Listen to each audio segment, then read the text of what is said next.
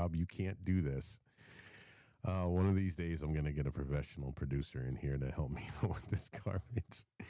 Hello, everybody. Welcome to Critical Mass with me, your host, Rob. Thank you guys for showing up and dealing with all the technical issues that I have, which is probably par for the course with me.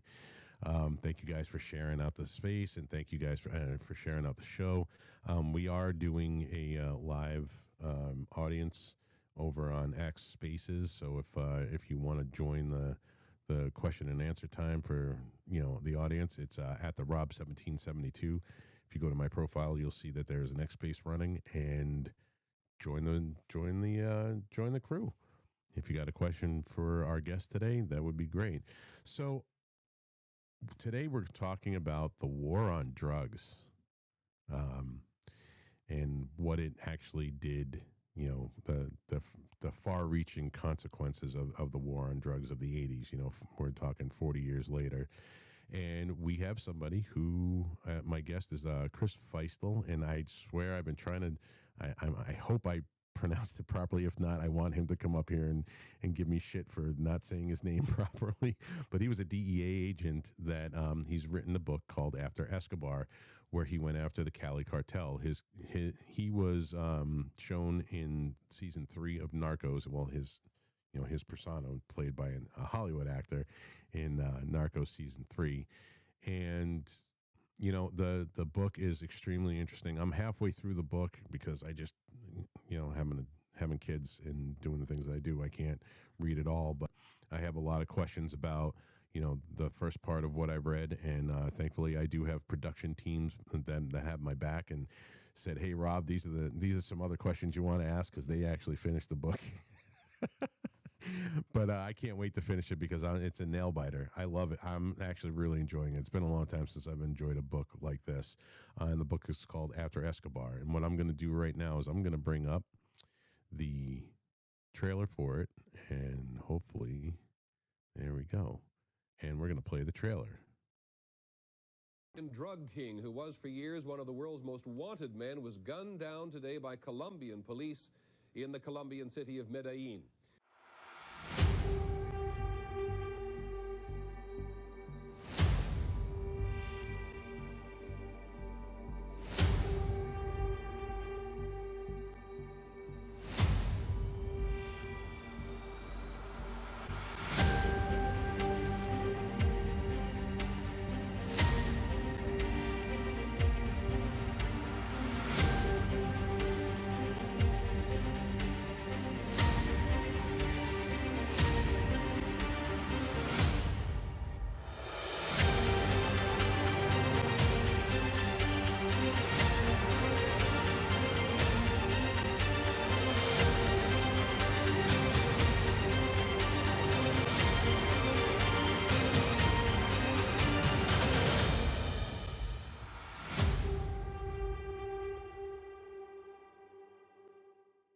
Oh, yeah.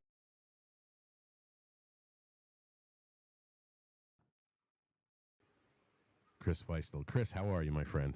I'm doing great. Great to be with you today, Rob. Please tell me I'm pronouncing your last name properly, because I've been saying it for weeks and nobody's corrected me, so I hope I'm saying it properly.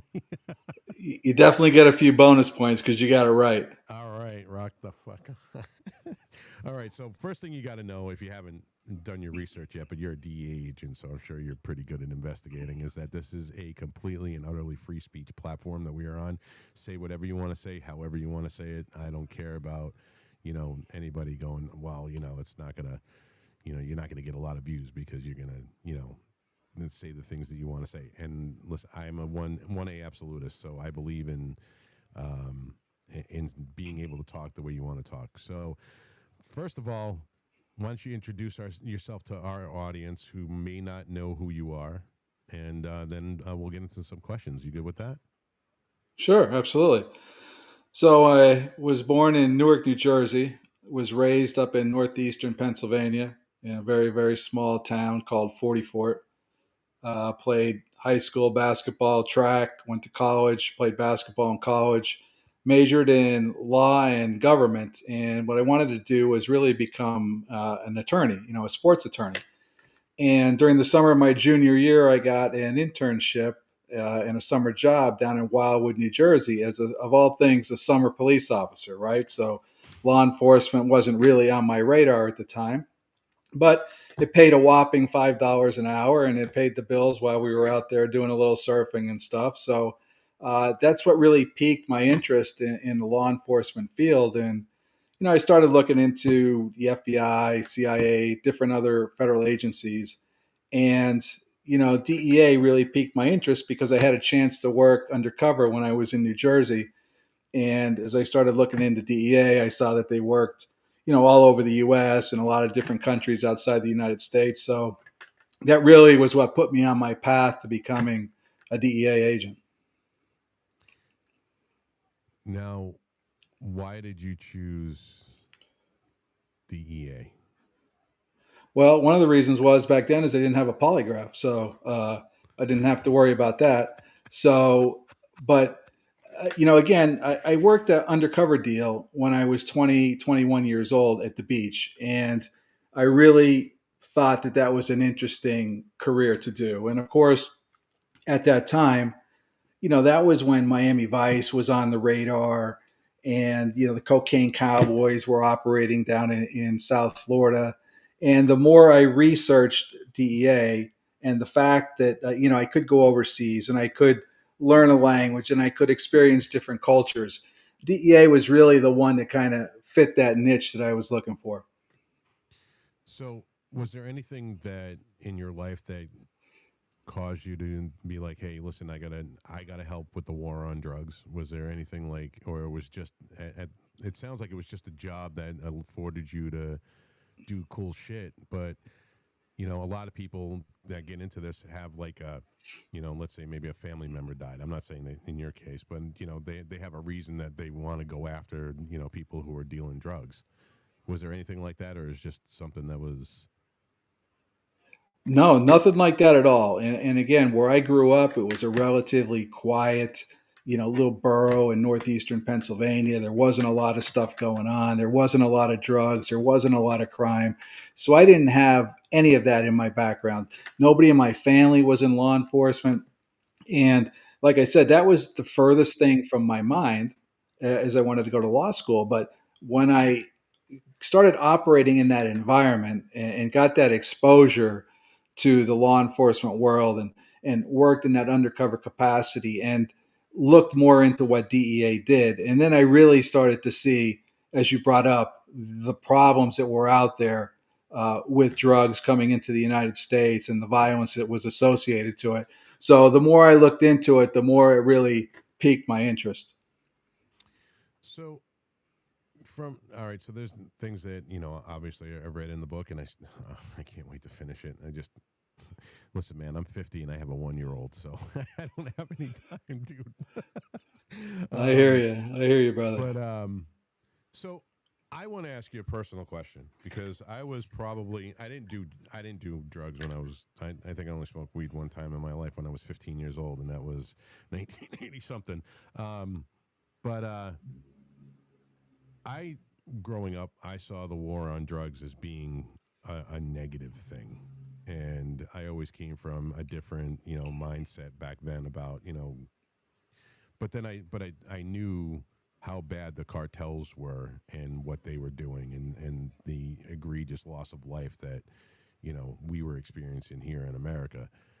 How do you feel 40 years later looking back at the war on drugs? Do you think we won? Do you think it was bad? Do you think that, was it political? Was it, did you make it the impact that you honestly thought that you wanted to make? I know there was a bunch of questions in there. You Yeah. you conquer those however you feel. Right. So, first of all, I always like to start off by saying, the war on drugs is really not a good term. It's a misnomer. It's wrongfully named because it was never a war, Rob. Right? I call it more of a skirmish, right? And that's what we're doing. The war.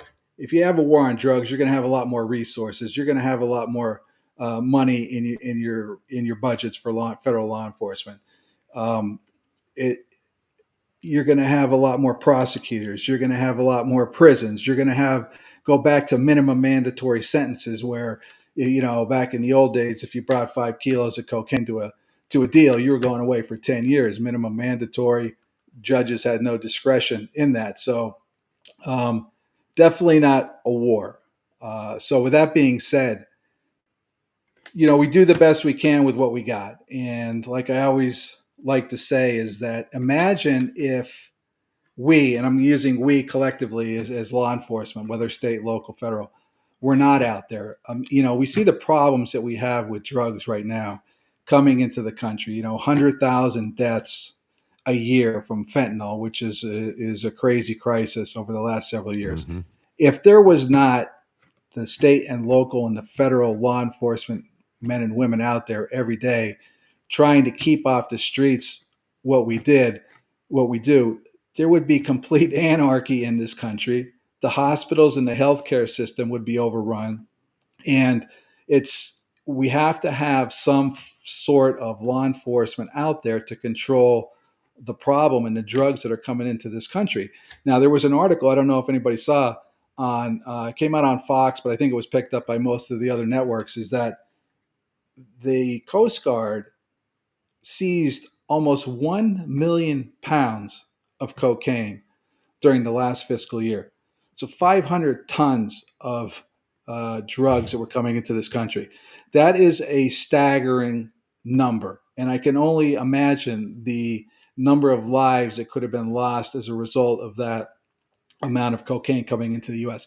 So if there was no law enforcement or there was no, military patrols out there, imagine what the amount of drugs that would be coming into this country. So I know you had a lot of questions there. That's kind of my take on it.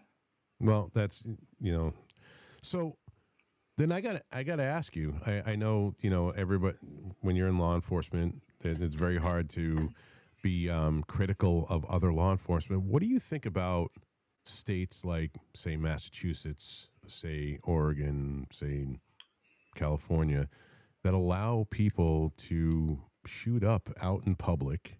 The cops are not allowed to arrest them, and the cops have to walk around. Doesn't it feel like a slap in the face that these liberal leftist states are allowing this shit to happen and not doing what they need to do to stop this?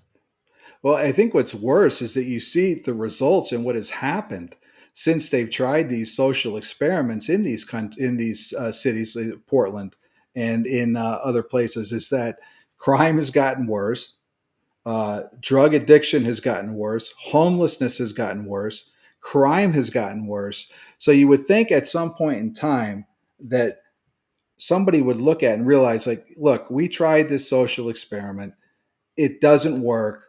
We need to go back. And I think Portland has gone back a little bit on what they initiated initially. That, look, decriminalization of heroin, even fentanyl in some of these cities is Yeah. not going to work. It's never going to work. It's only going to exacerbate the problem. And I don't know if some of these cities are too embarrassed to go back on what they instituted, or some of them will be smart enough to say, hey, look, this isn't working. We need another solution. Let's move on and try something different. Yeah, Massachusetts is it's pathetic. I mean, I don't know if you know Boston at all, but the common is just filled, like when the lights go out, the zombies come out. They're just all out there high, and the cops are walking around with Narcan, and that's just the thing. It's just normal, and I can't. I could you imagine back then when you were doing all that you were doing to try to stop the drugs from coming in this country, that our country would be where it's at right now? No, I did not ever envision we were at the point we are now. And to go back to your previous question, though, there's a lot of other things, in my opinion, that come into play here, right? You have the no bail, right? You're having a lot Mm-hmm. of these drug offenders who are getting arrested multiple times, and not even with drugs, for other crimes. They're right back on the street with little to zero bail. You have these people who have multiple felonies, substantial criminal records, who continue to be back out on the street. Even when people are sentenced, they're sentenced to probation or very, very light prison sentences. So it's just the perpetual, as we always say, the revolving door, right? You come in, you go back out. You're not going to learn your lesson. There's no consequences for anybody's actions anymore. And as long as we continue the way we are, you're going to continue to have these same problems. So, all right, I have another question about the drugs that. So the Cali cartel, they were primarily cocaine, correct? Correct. What hand did they have in, say, the marijuana trade? And how did you personally feel then, as opposed to now, or is it the same about marijuana and legalizing it and it being Schedule One? Well, I mean, it's the same for me. I think, most people in law enforcement are going to say that it shouldn't be legalized at the federal level. You have states now that are coming in and legalizing it. It's legal in many, many states throughout the country. But as far as the Cali cartel goes, you know, they dabbled in marijuana initially during the early stages in the early 1970s. But to be a successful marijuana smuggler, I think is a little bit more complicated. Marijuana is big, it's bulky, uh, it smells, it's a lot easier to be detected. You need to ship it in major, cargo containers or, big freighters and stuff. And your return on investment with marijuana wasn't as much as it was with cocaine. So, the Cali cartel got into cocaine in the early to mid 1970s. They were getting and processing and buying cocaine in Colombia for, maybe $1,500, $2,000 a kilo, and selling it up in New York for, 50, 60, $70,000, depending on the time. So you can see the return on investment was much greater with cocaine, much more profitable drug to deal in, smaller and easier to conceal and smuggle. So, with all of those factors being told, that's why Cali and a lot of these other organizations deal with cocaine, especially back in the 70s and 80s. So you wrote a lot of stories in after Escobar. Um, what story would have never made it to TV because it makes, say, us or them, look bad? What one would Netflix be like? Or was there one that Netflix was like, nah, we're not telling that story? Just the opposite. Netflix was ready to tell any story that we had Really? as long as it was backed up with, fact and evidence and corroboration. So, yeah, working with Netflix on the show as I was a consultant in season three, they did a phenomenal job. The writers were really good. They didn't spare any expense. They wanted to tell the story, how it happened, and they did not, hold back on anything. The only thing they did hold back on was trying to glorify Pablo Escobar in season 1 and 2, which I think everybody was in favor of. Nobody wanted to see that. We're going to try to tell the story as we could, but yeah, no holds barred, nothing held back, and it's a show, it's entertainment, and the more outrageous that you can put in something on television, the more that they're going to want to do it, right? So they didn't hold anything back. So they were just open to anything you guys wanted to do, huh? Or Absolutely. that's awesome. That's kind of surprising too, because I don't know. I guess Netflix has changed dramatically over the last 5 years. Um, so, question for you: did you ever hit a point where you thought that you guys weren't the good guys anymore? Was there something that ever made you feel like you're just like a part of the machine, part of the political, you know, you know, cheese wheel, I guess you could say. Was there ever a time when you were like, "Nah, I don't. This is not cool." Not in that respect. I mean, at times what we were doing was overwhelming and it felt overwhelming and it felt like we were never going to be able to accomplish what we were sent to Colombia to do. But, that's what we were sent to do and that was our job and that was our mission. So we were going to try to do it to the best of our ability. But at no time did I ever think that, hey, I'm on the wrong side or we're not doing something correct because especially being in ground zero in Colombia, you really saw the devastation firsthand that not only drug trafficking, but corruption, money laundering, the violence, the indiscriminate violence, the complete and total lack of human life, how these people just went about killing innocent people. People that they just suspected of being informants were strung up, disemboweled, thrown in the river, whatever you can imagine. So uh, when you start to see that and the level of corruption that existed in not only in Colombia but these other countries, I think it drives you more to do your job and to do, what your mission is or what exactly you were tasked to do. So you were there for, it took you 27 months to take down the Cali cartel? Just shy of 3 years that I was Just in shy of three. Colombia the first time. Yeah, probably about 30 months, 32 months, something like that. What, after that was over, after you did that monumental task of, what did you do? What did you go after that? I mean, obviously everything was, or was there the next mission as big as the Cali cartel? I highly doubt it, but Well, yeah, yes and no, and I'll answer that. So when our my partner Dave Mitchell and I, we made a vow when we were in Colombia that we were not going to leave Colombia until every one of the four Cali Godfathers and Cali leaders was either arrested or killed. And once the final Cali Godfather, Pacho Herrera, surrendered to Colombian National Police in September of '96, we started to wind down our operations in Cali, and then we looked for something new. So I ended up getting promoted. I went up to Washington, D.C. at our headquarters.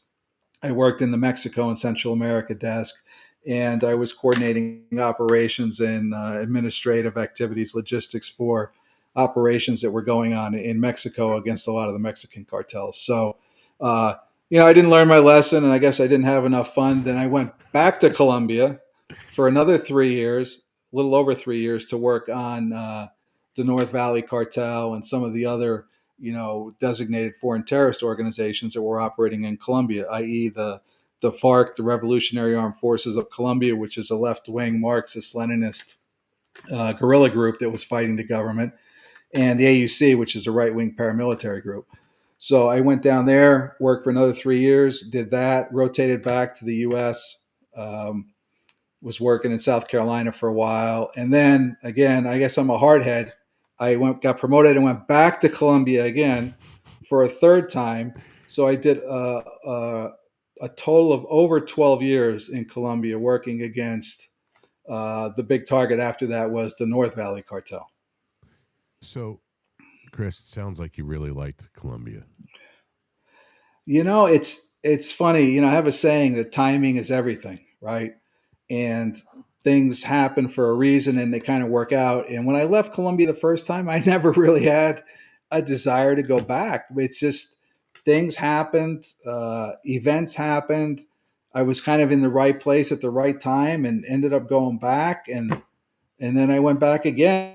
And like I said, I was like, I'm done. I'll never go back to Colombia. I'm gonna go back. So you never know what life holds, and I'm glad I did, because I had a really good experience. Worked on a lot of major investigations, and living overseas and traveling throughout the world. It was a good experience. So, how much bureaucratic red tape did you run into? How often did you want to like bang your head against the desk when it came to your superiors, and you were like, "Listen, I got to do this, I got to do this," and they were like, "Oh no, I don't know." Did you ever run into that? And if you did, how bad was it? Was it a Probably about 3 or 4 times a day when we were yeah, there. of course. Especially, when you work overseas, you're working in an embassy. So you're in an embassy environment, and your boss really is the ambassador, right? The ambassador is the king. You're in his kingdom. And if he doesn't want you there, or you do something stupid, or you screw up, he has the right to basically send you home the next day. So, as you can imagine, DEA, right? We've heard all the analogies. We've heard all the sarcasm. We're cowboys. We're this and that, and of course, you have the State Department, which is exactly the opposite of what federal law enforcement agents are, where they err on the side of caution. Of course, we want to go out and do what we do, and a lot of times doing what we do causes problems, right? It causes headaches, especially in a foreign environment when you're exposing corruption, when you're trying to tell the ambassador or others in the high up in the U.S. government, look, we have evidence that the Colombian president Ernesto Samper in 1994, his campaign accepted over $6 million in drug money from the Cali cartel. So when you start making waves like that, it's not a very good environment for the State Department and other politicians. So yeah, it was very difficult at times.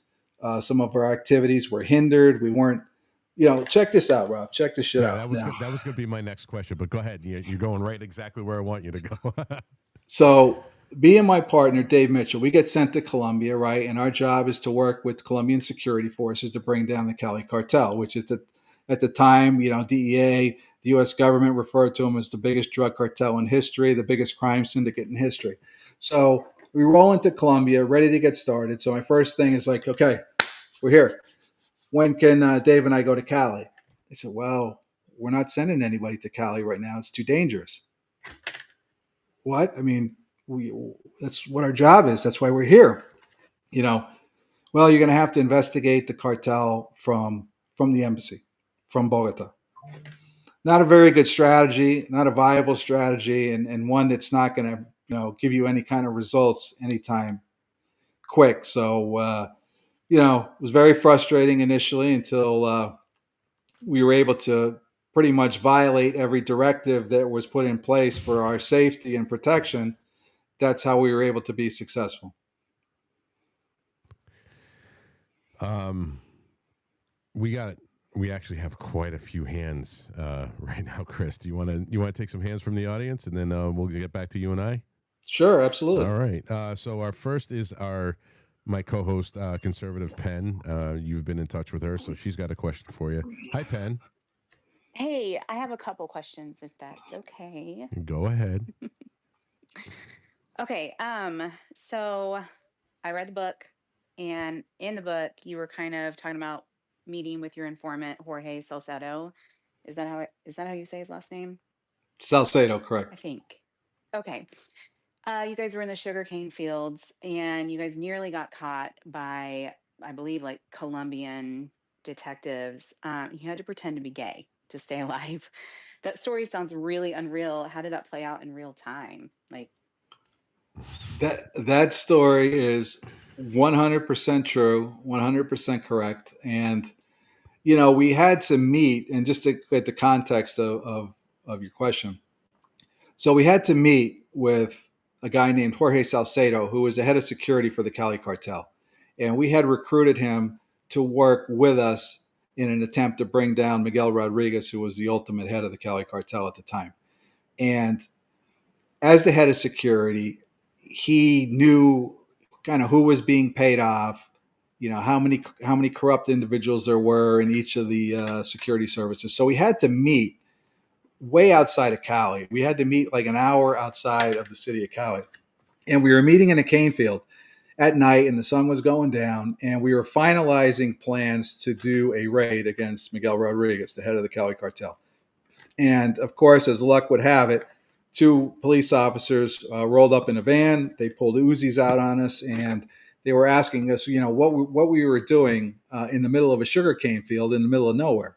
And it was a pretty good question because there is no real reason for us to be out in that area. So we had to throw our weapons into the sugarcane field. We had to throw all our IDs because we couldn't identify ourselves as DEA agents because it would have got back to the cartel and Salcedo would have been killed, and we may have been at risk as well. So we basically had to come up with a story that the only reason that we were meeting at night in the middle of a sugarcane field an hour outside of Cali is because we were gay. And you could have heard a pin drop when we told the police that, and they really didn't know what to do with that story. It's obviously something they weren't trained for in their academy. And they wanted to take us down to the police station. They wanted to arrest us, and there was no way that we could have let that happen again because we couldn't afford to identify our source. So we ended up bribing the police officers, giving them money, and they finally let us get away. But it was a very, very hairy incident experience, and I describe it in much more detail in the book. And it's it goes into a little bit more detail, but that's kind of the essence of what happened during that undercover meeting. Yeah, it's Go ahead, Penn. crazy. You got another question to follow that up? I do, Okay. and I know you and I talked about it, Rob, but I'm gonna borrow it. I wanted to read something from it, from your book, and kind of wanted you to talk about this mantra that you and your partner had. If you want to predict the actions of your enemy, you must first put yourself in his place. Do it and you have some chance. Ignore it and you have none. And I know that became really important to you guys. And I kind of wanted you to elaborate on that. Sure. So that's from The Art of War. And, I always, a lot of times people ask me questions, what makes you a good DEA agent, or how can you be a successful detective, or how do you track down fugitives, stuff like that. And I always would say, you got to think like a bad guy, right? You always have to put yourself in the shoes of your enemy or your opponent. And we would do that all the time. And we would say, like, okay, look, we're doing this. So what would the cartel's reaction be? Where would they go? How would they change their security? What other measures would they implement? How could we get around that? So I think in anything, and this I guess is in business and in life and in anything else, is that you really have to try to anticipate uh, what your opponent is going to do, what your enemy is going to do. Take steps to counter that, and always think 2 or 3 steps ahead, and have a plan A, a plan B, and a plan C. Because a lot of times you have a plan A and that goes to shit, and you're in plan B and that's not good. And that incident that Penn was talking about in the cane field, our plan A was, we worked at CIAT. We had a cover story. We had, uh, you know, identification, but we had to throw it away. Plan B was, look, if push comes to shove, we are not going anywhere, right? Everybody knows about Kiki Camarena, how he was kidnapped, tortured, and murdered in Mexico in 1985, DEA agent by a Mexican cartel. There was no way we were leaving that cane field. So plan B was, hey, we're taking these guys down, these cops, and we'll deal with the ramifications and the consequences later. And plan C, as it turned out, which was the best one, was to finally bribe our way out. But so I think that mantra that you said plays an important part in anything you do in the law enforcement world, as well as in some business too. Thank you, Penn. Do you have anything else to follow up with? I have so many, but I'm going to just turn it over to the rest of the people in the audience. And Salty was first, though. Okay, so hold on one second. How would it would it what would shock Americans? Would it shock Americans to know how much money actually moved through there at that time? Yeah, of course. I think it would. So back then, just to give you guys a little insight into the Cali cartel, at their height, they were in, this is the late 80s, early 90s. They were responsible for 80 to 85% of the cocaine that reached U.S. soil and 90% worldwide.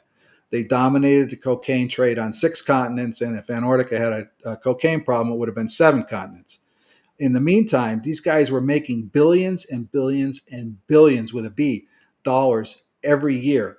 And with that, they were able to corrupt the highest levels of the Colombian government. They even bought the presidency, you name it, cops, military, judges, prosecutors.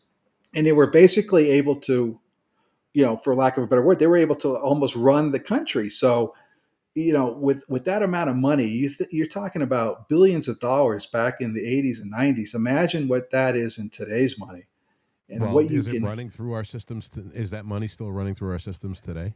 Of course, but mainly now through the Mexican cartels. It's running through the system. It's in Bitcoin. There's so many Mexican cartels. I think we just had 6 or 7 designated foreign terrorist organizations in Mexico. They all have a hand in the drug trade. The money that these guys are generating from illegal drugs, weapons, human trafficking is it's staggering. It's in the tens of billions of dollars.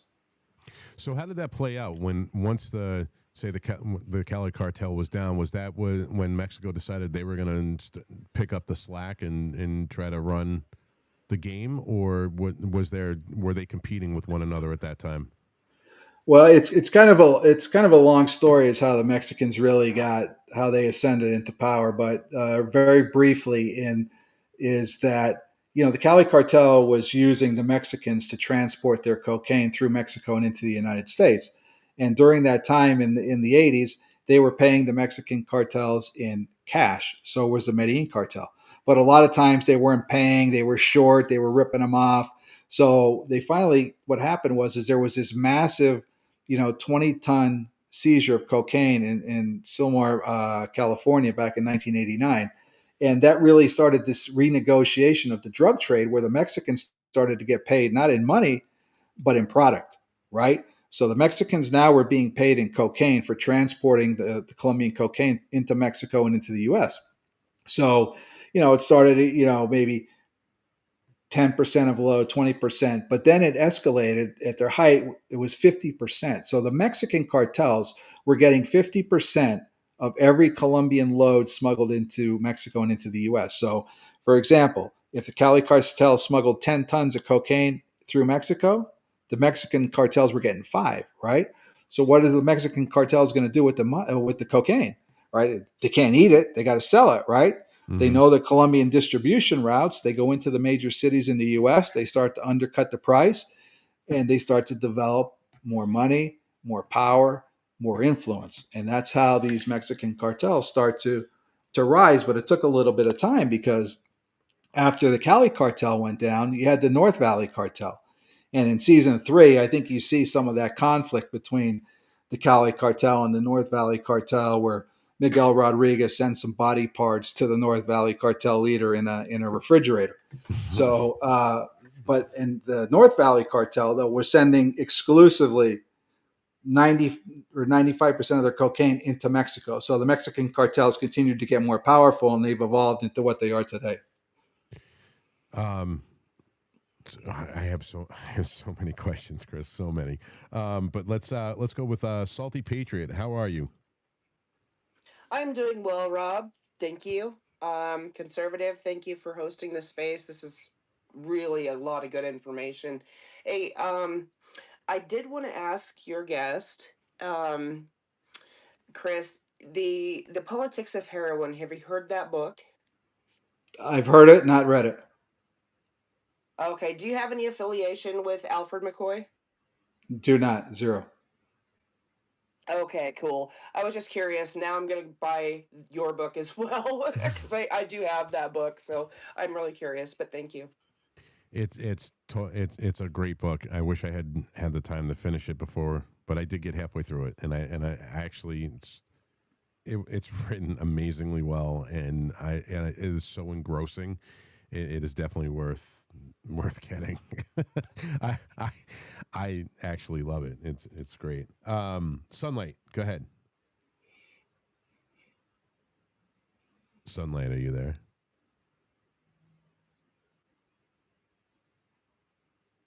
All right, we'll come back to Sunlight. Hey, Chris, when did you retire? I retired in 2014. 2014. Did you have when did you start seeing I have had a very good close friend of mine who was a heroin addict, and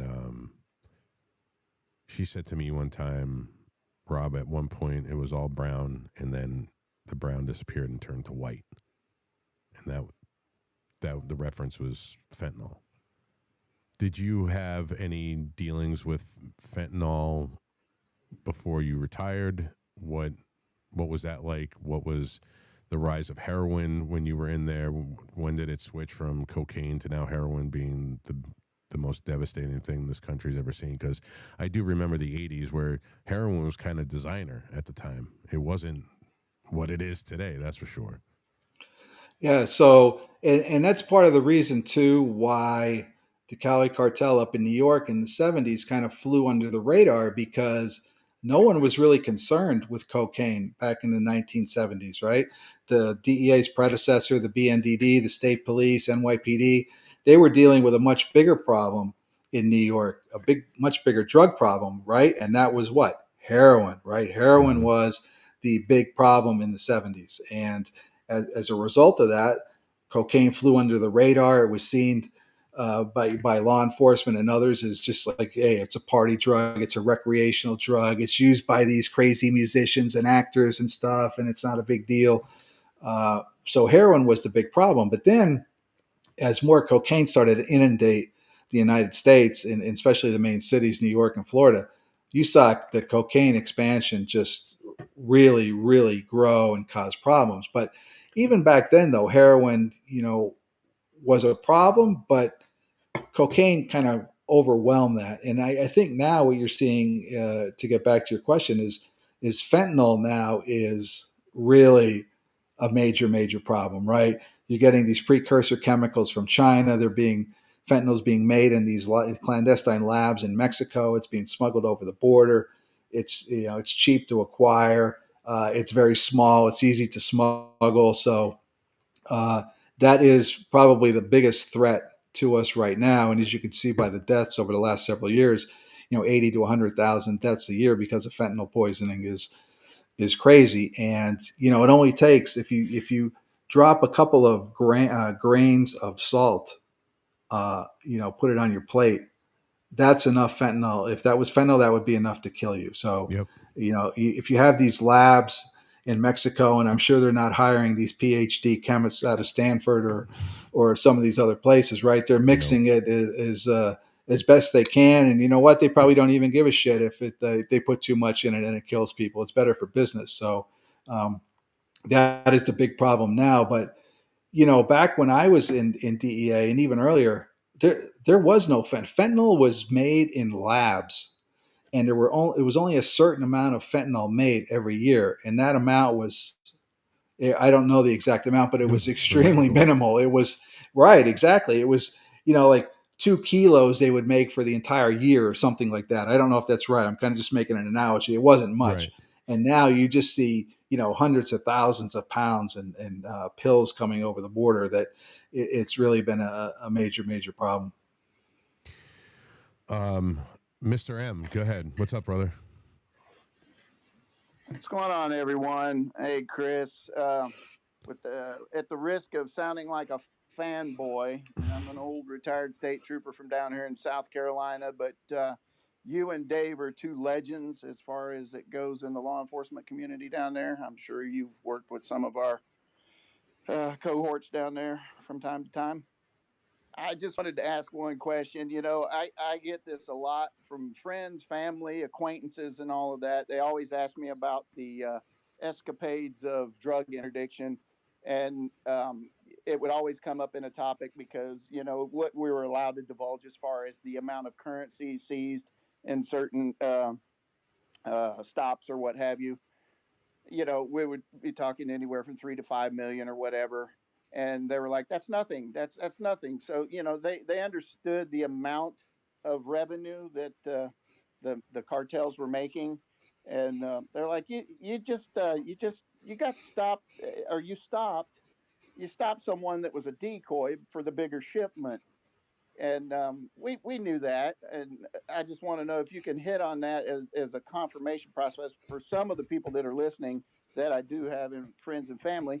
They're laughing at me right now because I told them I'm going to hopefully get to speak with you for a couple seconds. But the one thing that we always noticed when it was Sinaloa or Medellin, a lot of us would be getting called. Myself, for example, I'm 6'5" and 290, and I would always be getting called a name by them as they were being put into the car. Mono Grande, Mono Grande, you're a Mono Grande, laughing and all of that. But unfortunately, a week later, they would be found on the roadside somewhere, if you know what I mean.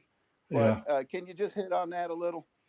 Sure. Okay. A lot of stuff there. So one, first of all, thank you for your comments. I appreciate it.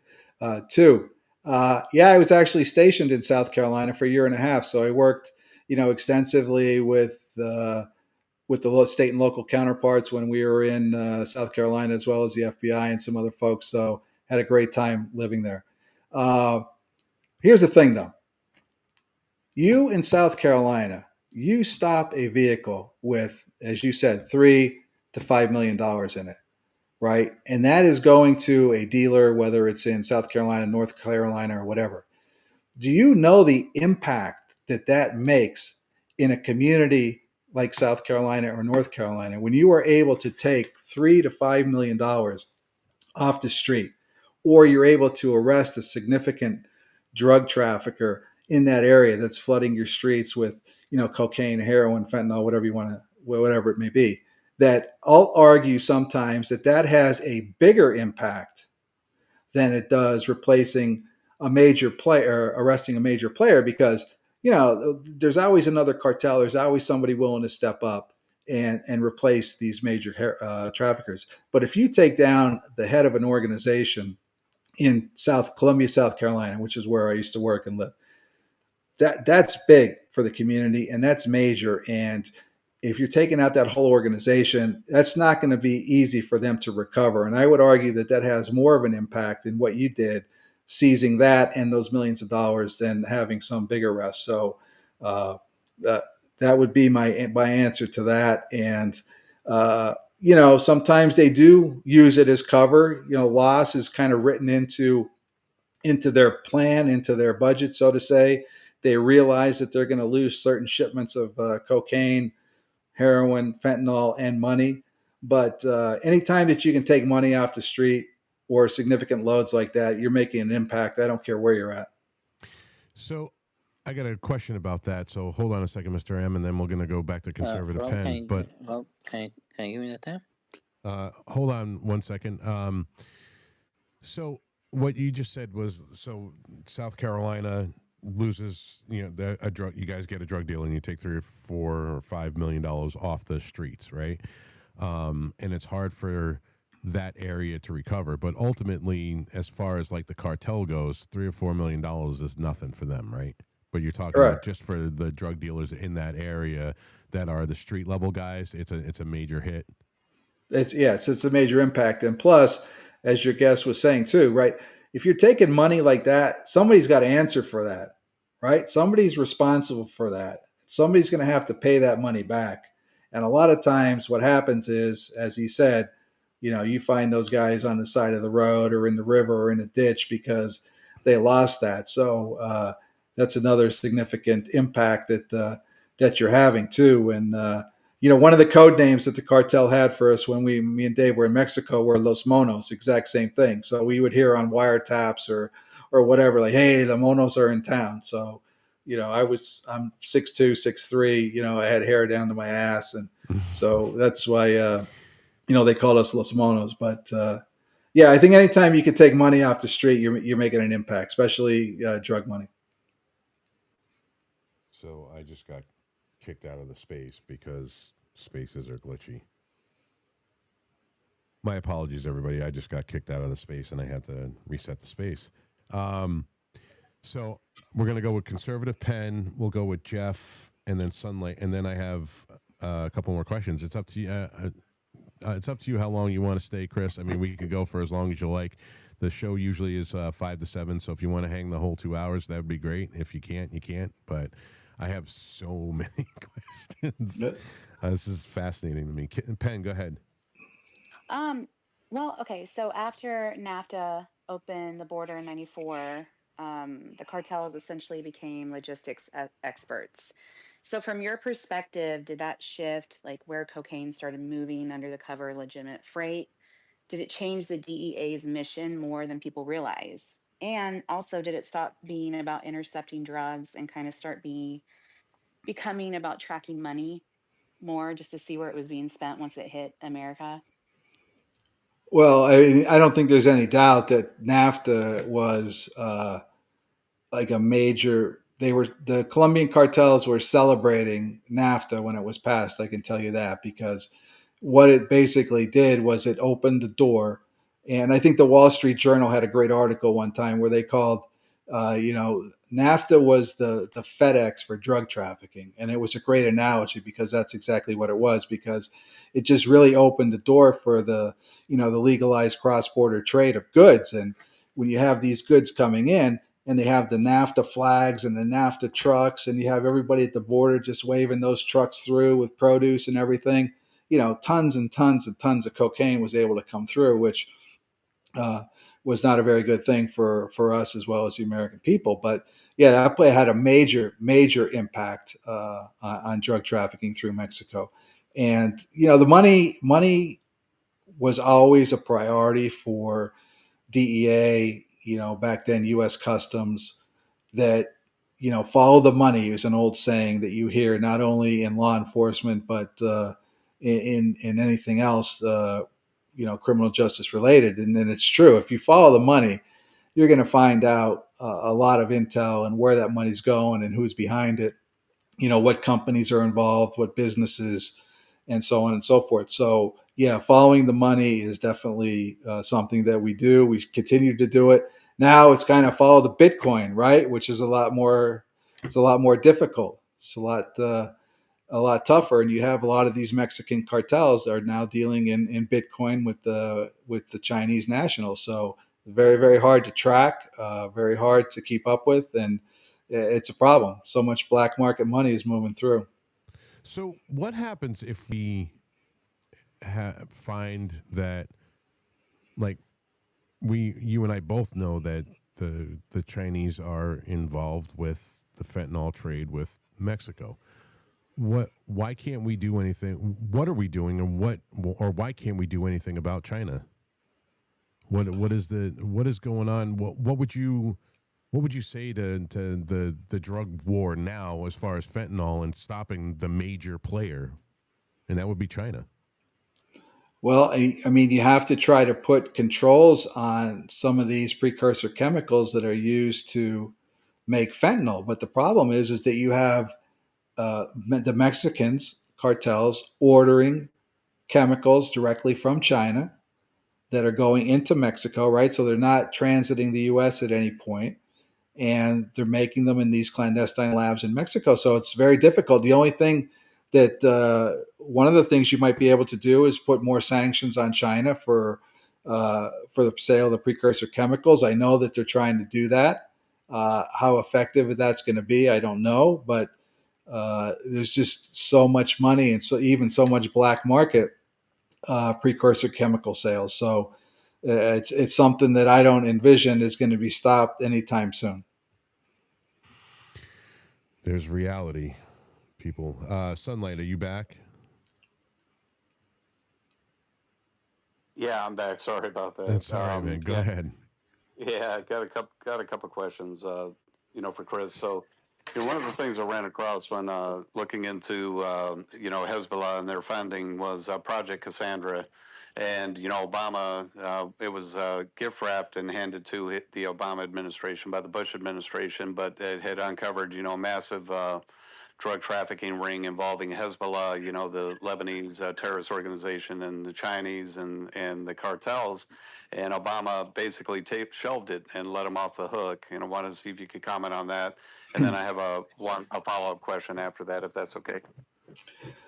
Well, I don't know all the details behind what you're talking about, but I can tell you that, and I know firsthand that DEA and our Special Operations Division, in conjunction with a couple of other federal agencies, have made a concerted effort over the last several years, going back even maybe 10 years, maybe even a little more, to target Hezbollah, a lot of their money laundering and stuff that they're doing. They have ties now with some of the individuals in the Venezuelan government as well. So that's something that's on the radar. There have been a lot of very successful investigations into that, but it's something that you don't hear a lot about, and I'm not sure why. There is a lot of activity going on, but yeah, definitely a major problem. They're involved in a lot of criminal activity, especially money laundering, and that's generating a lot of money for a lot of nefarious actions back home in Lebanon and other countries as well. Yeah, then a quick follow up. So you mentioned Chinese fentanyl, and I'm seeing where the CBP has a nationwide effort to bust these THC vapes, that they're illegally moving in, and these THC concentrations are off the chart, and they have all these flavors, targeted towards our children, targeted towards our military. They have these smoke shops all around schools, all around military bases, and all that, and they're moving these THC vapes off on the side. They had a big bust in Chicago. $86 million worth, 900 different brands, but only 27 brands are approved by the FDA. What are your thoughts on that? Well, yeah, exactly. And there's a big push to do that because one of the reasons why is that a lot of the chemicals that are going into these vapes that are coming in, they're coming in black market, they're coming in from China, and they're using a lot of chemicals that are not FDA approved, or frankly, that a lot of people don't even know about. We don't even know what the side effects are. All we do know is that the chemicals that they're using are not approved and they're very, very harmful. And they cause addiction quicker, they cause health problems, and that's why you see this major push by DEA and a lot of these other federal agencies to go out and try to get rid of these black market vapes because the chemicals inside them are extremely, extremely hazardous, and that's not something that we want our youth exposed to at all. So, have you seen under Rob, I wanted to back my friend's son light up on that. Barack Obama was told right to his face that there was 8 tons of opium that they had found, and he told them personally to stand down because they were working the sanctions deal with Iran. That was his take on it, and he said that is 100% correct. And as far as the pseudoephedrine and the fentanyl, from here on out, you cross the Panama Canal, your history with any of that. And the Hong Kong gangsters and the CCP, they are told directly to stand down or else. Thanks, Jeff.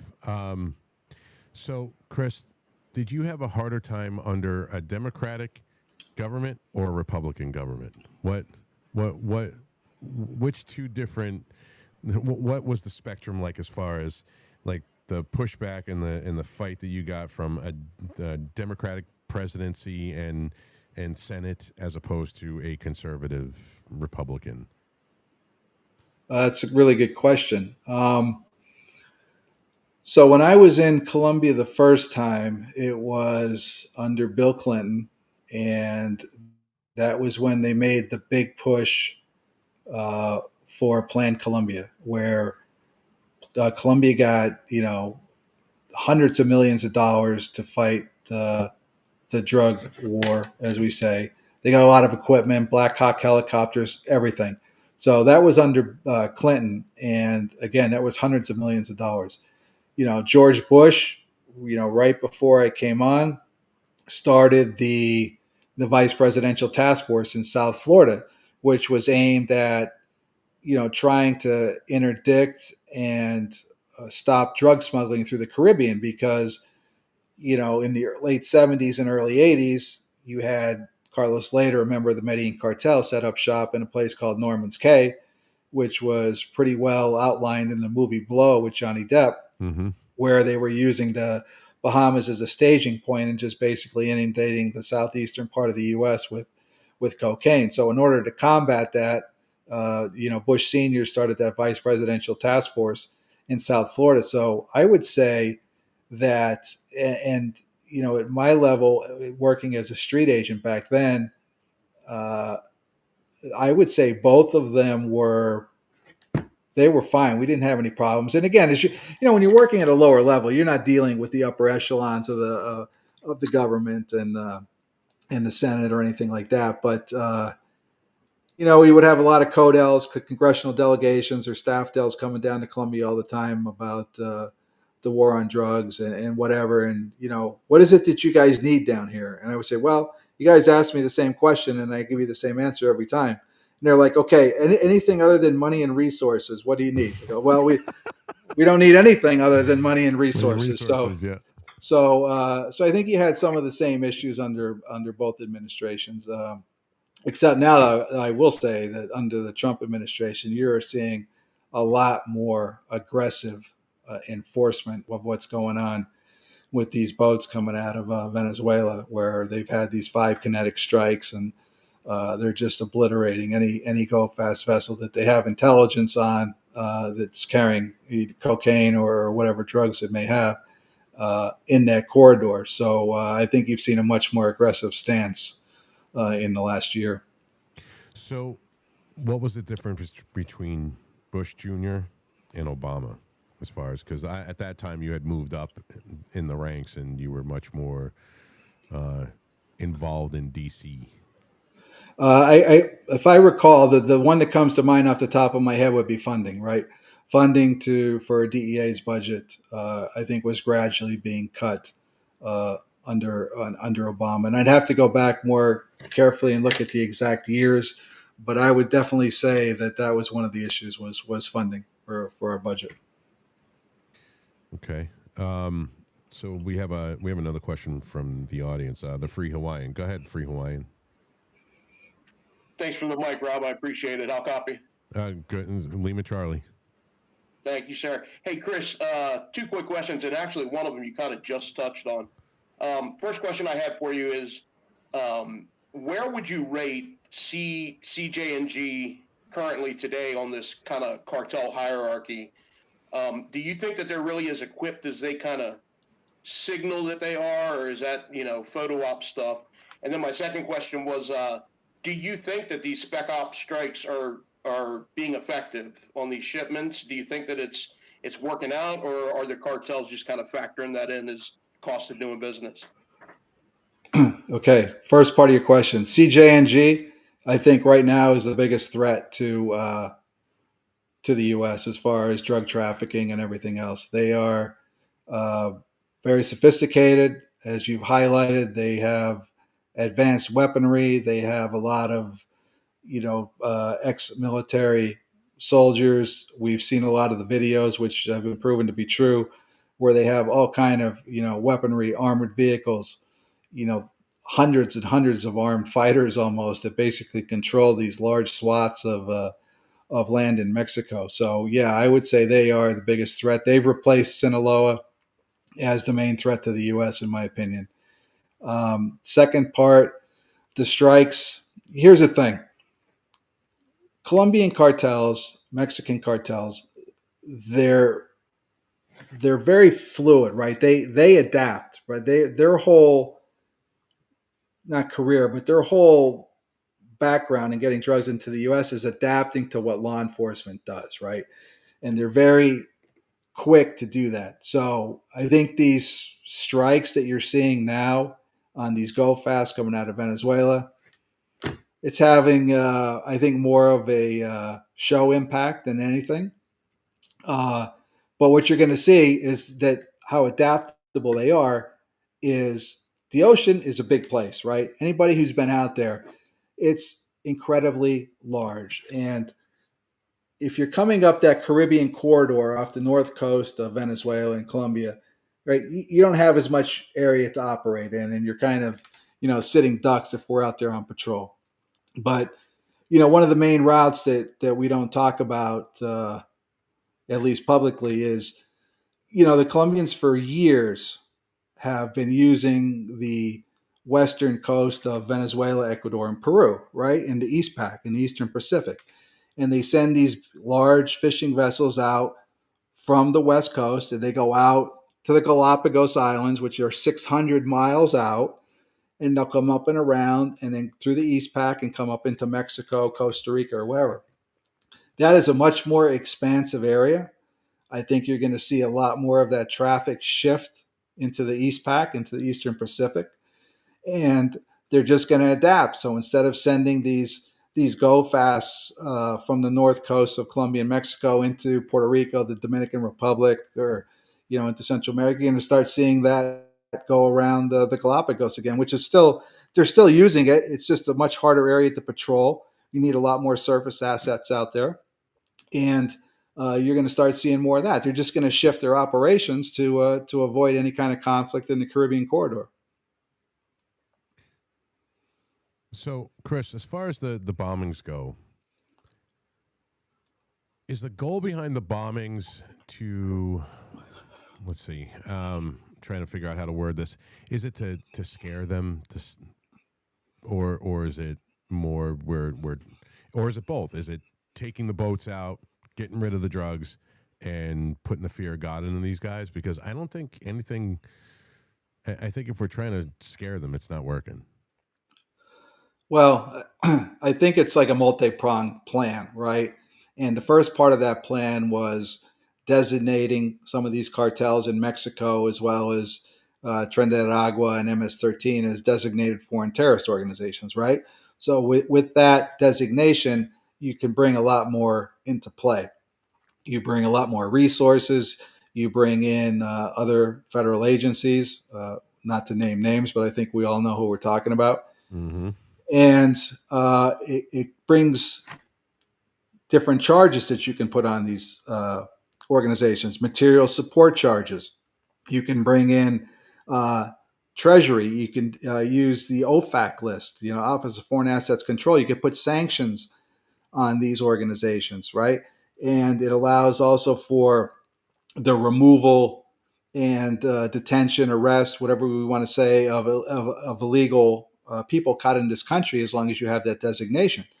But the other thing too is, and again, this is a whole encompassing plan, is that what does it do though too, especially in Mexico, right? It has the potential. It affects tourism, right? You start seeing, if anything happens in Mexico, you start blowing up some of these boats. It affects foreign investment, right? It puts more regulations and more eyes on the financial institutions in these countries. But what it also does, in the back of everybody's mind, and I think you guys know where I'm going with this, is that what do you think Nicolas Maduro, the president of Venezuela, thinks about every night when he goes to bed now, right? He's wondering if he's going to wake up and there's going to be U.S. forces on Venezuelan soil ready to take him out and bring him back, put him on trial, and put a new government in there. Now, I'm not suggesting by any means that that's going to happen, but it has the potential to happen. And I'm sure he's worried about it. And I'm sure some of these other countries are worried about it, just like what we did in Panama in 1989 when we went to get Noriega. So these strikes send a message, and it makes a lot of these other countries think about what is next. So I get a lot of questions about this next thing, and let me preface it with saying, does the DEA still reach out to you and be like, "Hey, Chris, what do you think?" Or they're like, "Fuck you, boomer." Yeah, probably more of the latter. I do get some calls every now and then from some people like, "Hey, what do you think about this?" Or "What do you think about that?" Or "How would you kind of address the situation?" So I wouldn't say it never happens. It does, not as frequently as you might think, but every once in a while, yeah.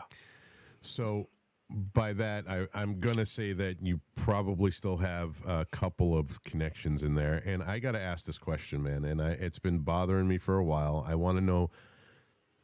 I am inherently, because I am an old school Gen X 80s metalhead. So I have a massive distrust of the government to begin with. But I see this as being legitimate, and I want your opinion on it.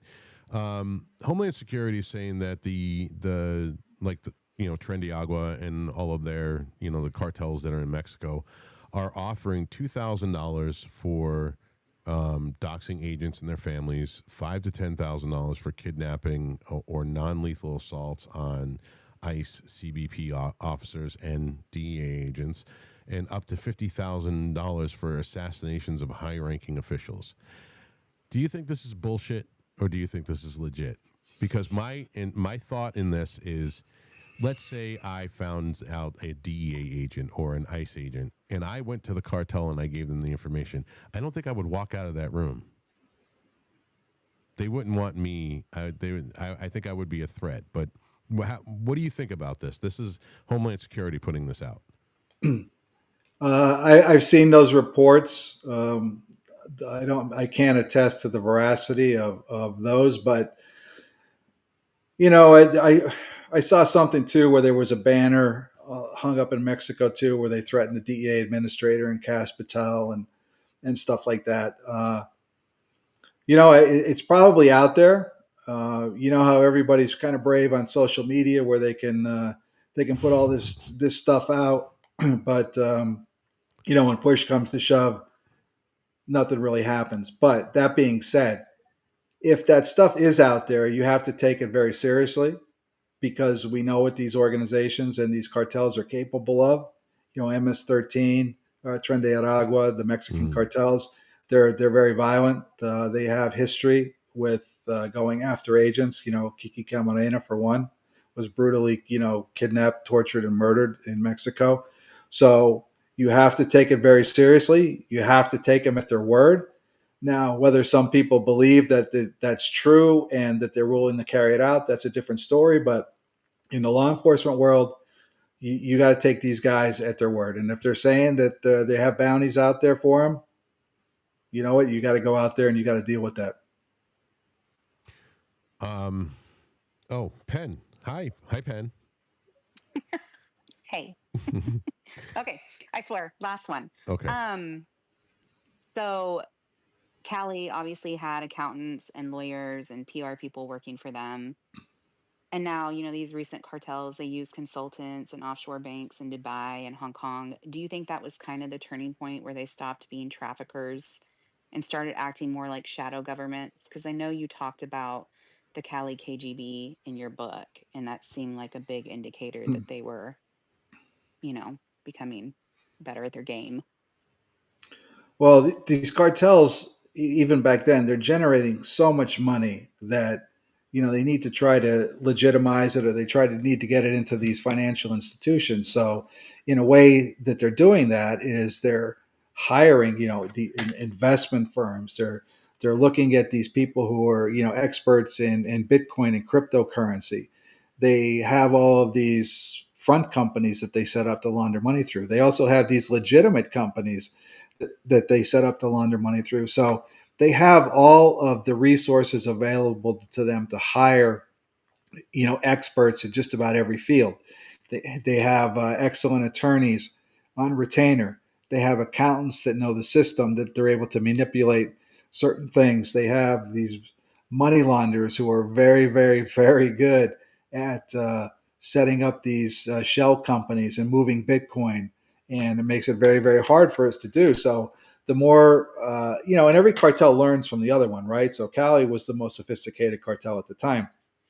Other cartels have learned from what they did and how they did it, and they've expanded on that, and they've been more innovative in recent years. So they're just going to continue to get more and more sophisticated, using encrypted apps, talking on secure cell phones. It makes it very, very difficult for law enforcement to do their job. But yeah, with all the resources, you're going to see they're going to have the best of the best working for them. Real before we go to the next hand, when you were dealing with Cali, what involvement did Cali have with the 1% MCs, and what did you run into any of them as far as what they were doing here in America? Well, I mean, Cali controlled at the time. They controlled just about every major city in the U.S. with the drug trade. So they were dealing with pretty much everybody everywhere, as well as even in foreign governments, in foreign countries. They were dealing with the Italian mafia. They were dealing with the Russian mafia. They were dealing with these Albanian and these Baltic criminal gangs. They were dealing with pretty much anybody at any time. So for them to be involved with everybody at that time was not unusual. Yeah, because I'm more wondering about what like the MC life down in like Miami was at that time in the 80s. Because I know that there was a lot of garbage that came up to New England from Miami back then. Well, at least in the early to mid 90s, it was pretty bad. The drug trade from Providence all the way up to Cape Cod was ridiculous. Right, because once you get it into New York, right, and as well as Canada too, Montreal was a major hub for them as well. It's very easy for those drugs to filter down into all of those guys and all of those gangs in New York, Boston, Providence, Detroit, Chicago, because just the gateway, just the accessibility that they had to New York, that all of these guys were involved. Tracy Bliss. Hi, Tracy. How are you? Welcome. Tracy, are you there? I'm here. Okay. Okay. Thank you. Sorry about that. My question is, what strategies could you implement to get the cartels and their underground tunnels that are so dangerous to get those? And as you probably know, you could be looking out in the Mojave Desert and not see anything. And then all of a sudden, this big metal door opens up, sand flies, and people come running out of the tunnel. Then they close the flap, and it just looks like a desert. So those are very dangerous, as you know, and they go all through the whole southern border and beyond. It's so dangerous. I was just worried. What can you share any strategies about tackling that?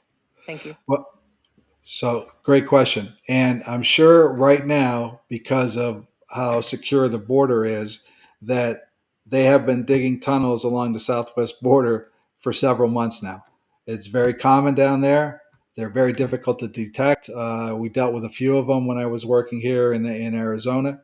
But the way that you're going to find those tunnels is, you need either good assets, good informants on the ground, or you need to be up on the right phones to be able to find those things, because they're very, very difficult to locate. I've been down there. I've looked at them. I've seen where I knew the tunnel was in this business, and I knew where it went across the border.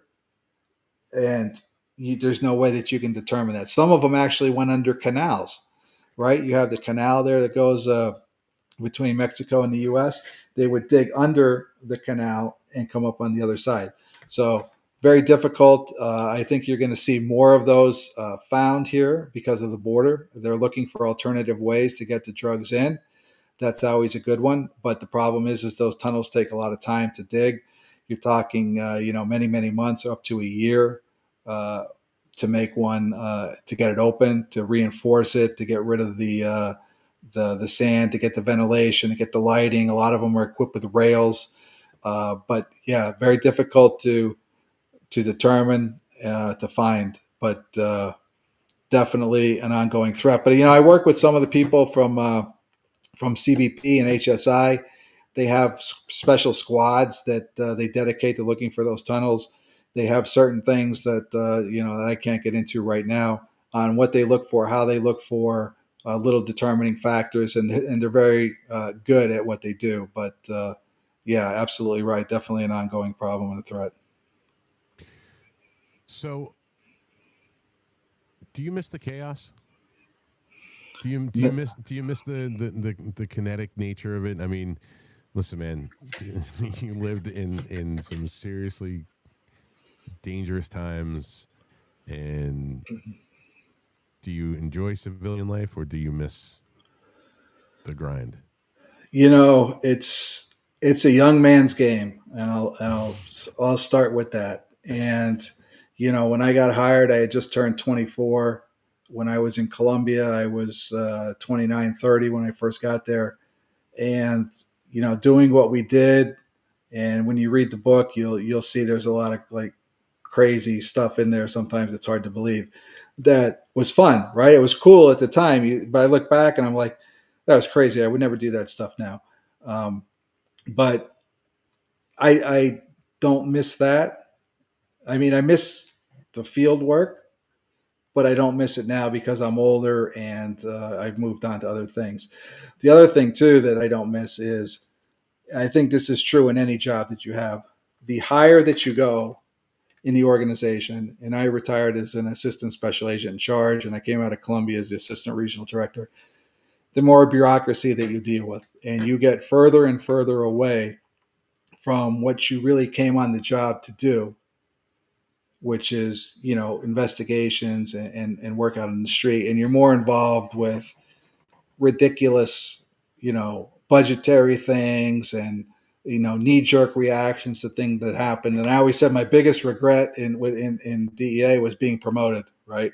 Because I got further and further away from what I was really wanted to do. So I don't miss the bureaucracy at all, which was one of the reasons why I retired when I did. And again, it's a young man's game. It was great at the time. I loved it. I would have never done anything else, but now when you're a little bit older, it's I had time to do something different. Was there a chapter in your book that you almost cut? Did I almost cut? Yeah. Well, I cut a couple chapters just to cut down on the length, but I wouldn't say a chapter per se. It was a lot of words from every chapter we cut down, just to make it a little shorter. But in some of the chapters, I was able to consolidate. Right, there's one chapter called "The Supercomputer," and the Cali KGB, and there's a couple other ones where I had like 3 or 4 chapters, and I was able to consolidate them into 2.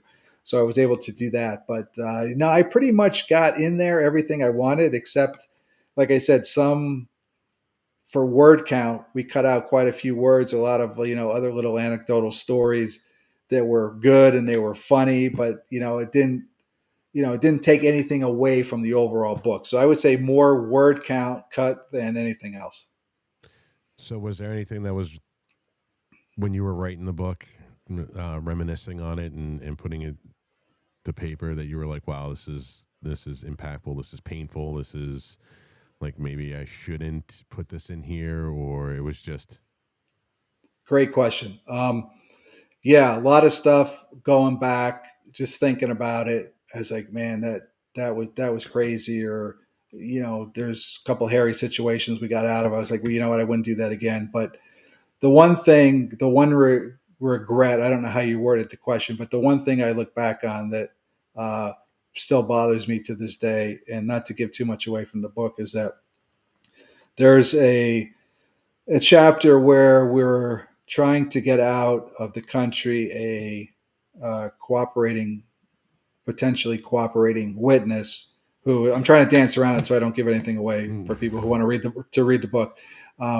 Yes, and read the book. And he's a very high level person within the cartel, and the cartel is trying to kill him.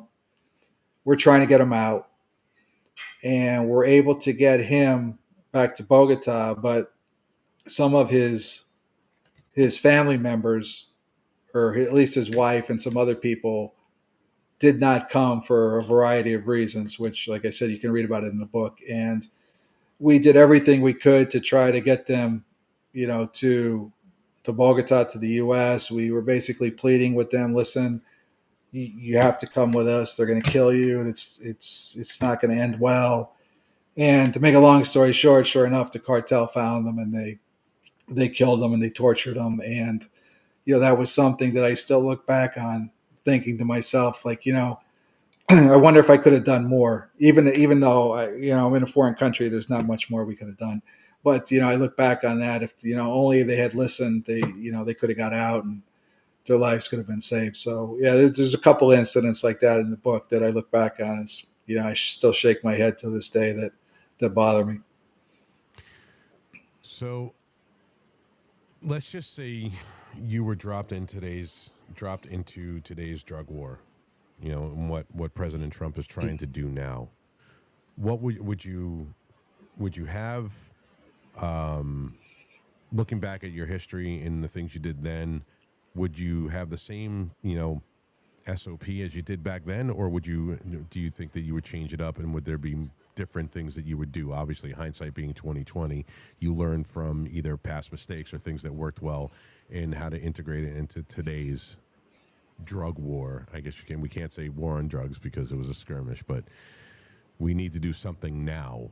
And if you were dropped into it today and they said, hey, Chris, we want you back, we need you to be boots on the ground and be an advisor, what would you do? Would you do anything differently, or would you go with the same playbook you did then? Well, part of the problem is that, at least when we were operating in Colombia in the mid 90s, we had specialized groups that we worked with to go after the cartels. And we had a lot more leeway as DEA agents as what we could do than where I'm going with this is in Mexico, right?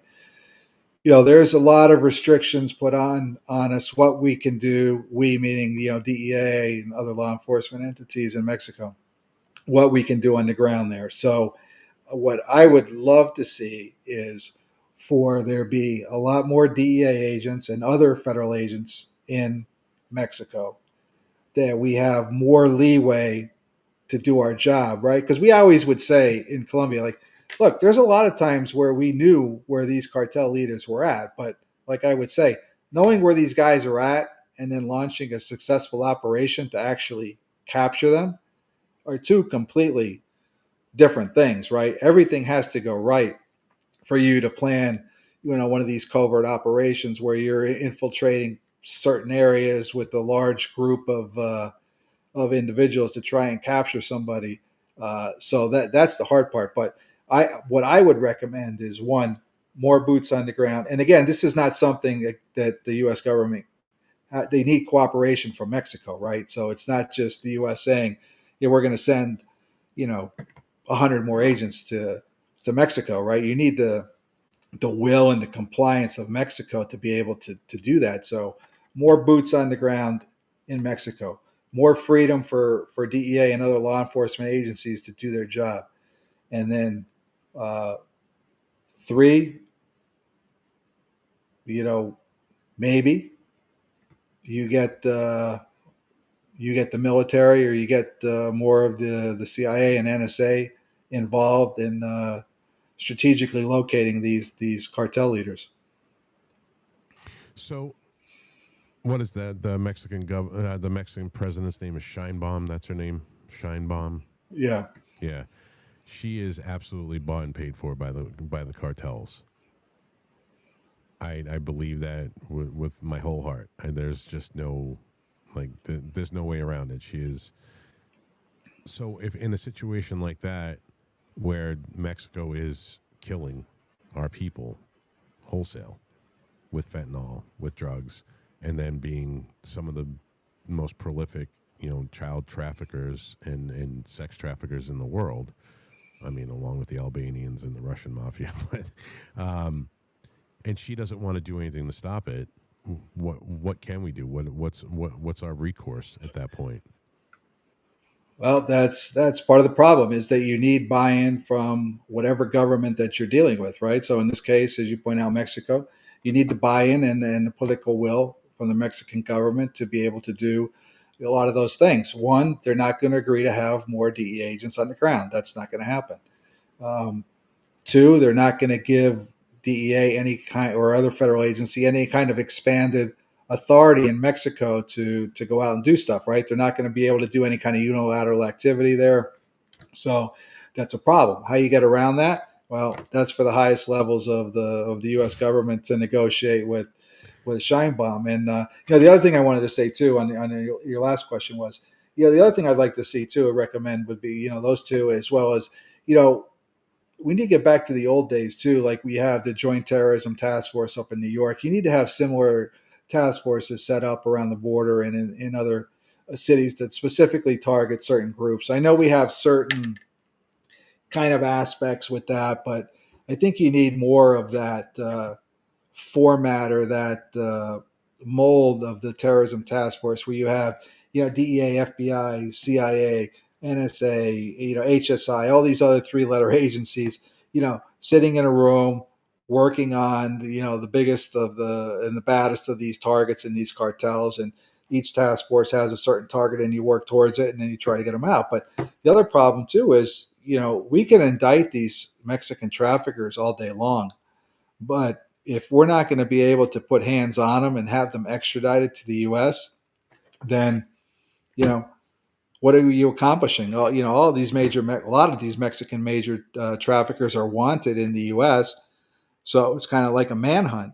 And Scheinbaum, I will say though that they have expelled uh, quite a few Mexican traffickers, high level traffickers, in the last 8 months, but there needs to be a lot more, right? There needs to be this massive wave of extraditions of these high-level Mexican traffickers from Mexico to the United States, where they're going to sit in jail here for the next 20 or 30 years, and they're not going to be able to run their enterprise from a prison in Mexico.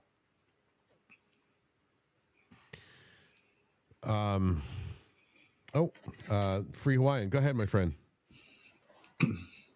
Thanks. One more quick question for you, Chris. Have you ever okay, let me preface this. In Hawaii in the 90s, everybody wanted Filipino or Korean ice. It was considered more pure than, whatever was coming out of Mexico. So that created a lot of interesting stuff going on in Hawaii between the Mexicans and the Asian DTOs. Have you ever experienced any of that? Did you ever run into kind of Asian DTOs going up against Mexicans? No, not in my career, because I was, I worked mainly on the East Coast. So I was, Miami for many, many years, South America for 12 years, Washington, Arizona. So no, I really didn't have any kind of exposure or any kind of investigative activity with those guys, Hawaii or anywhere else. It was more just basically mostly Colombians, and then more recently in my career, Mexicans.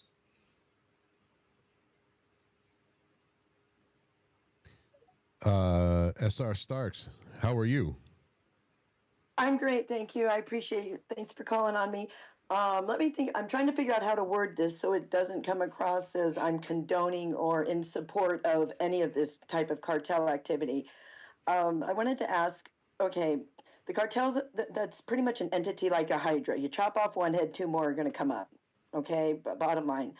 Um, do you think, what about a strategy of, or what's your thoughts on maybe not trying to negotiate with them, but trying to, because I don't see it ever being completely stopped, no matter, because like I said, you take out one, there's going to be another one to replace them and things. Is there any other type of strategy that could be looked at that might be more effective as far as getting it under control better, as opposed to going for the complete stopping of it? Because I don't see that as actually being an achievable goal. What are your thoughts? Well, you are probably right in that it is not going to go away anytime soon, and we'll probably never be able to completely eradicate these cartels or drug trafficking in general. Because, look, drug trafficking, these organizations, these cartels cannot exist uh, without corruption, right? They have to have people that are complicit in high levels that are able to protect them, right? And that's why I always say, you notice you never see a huge drug trafficking cartel or some super kingpin in the United States, right? You just don't see it. After a while, we're going to identify them and they're going to get arrested.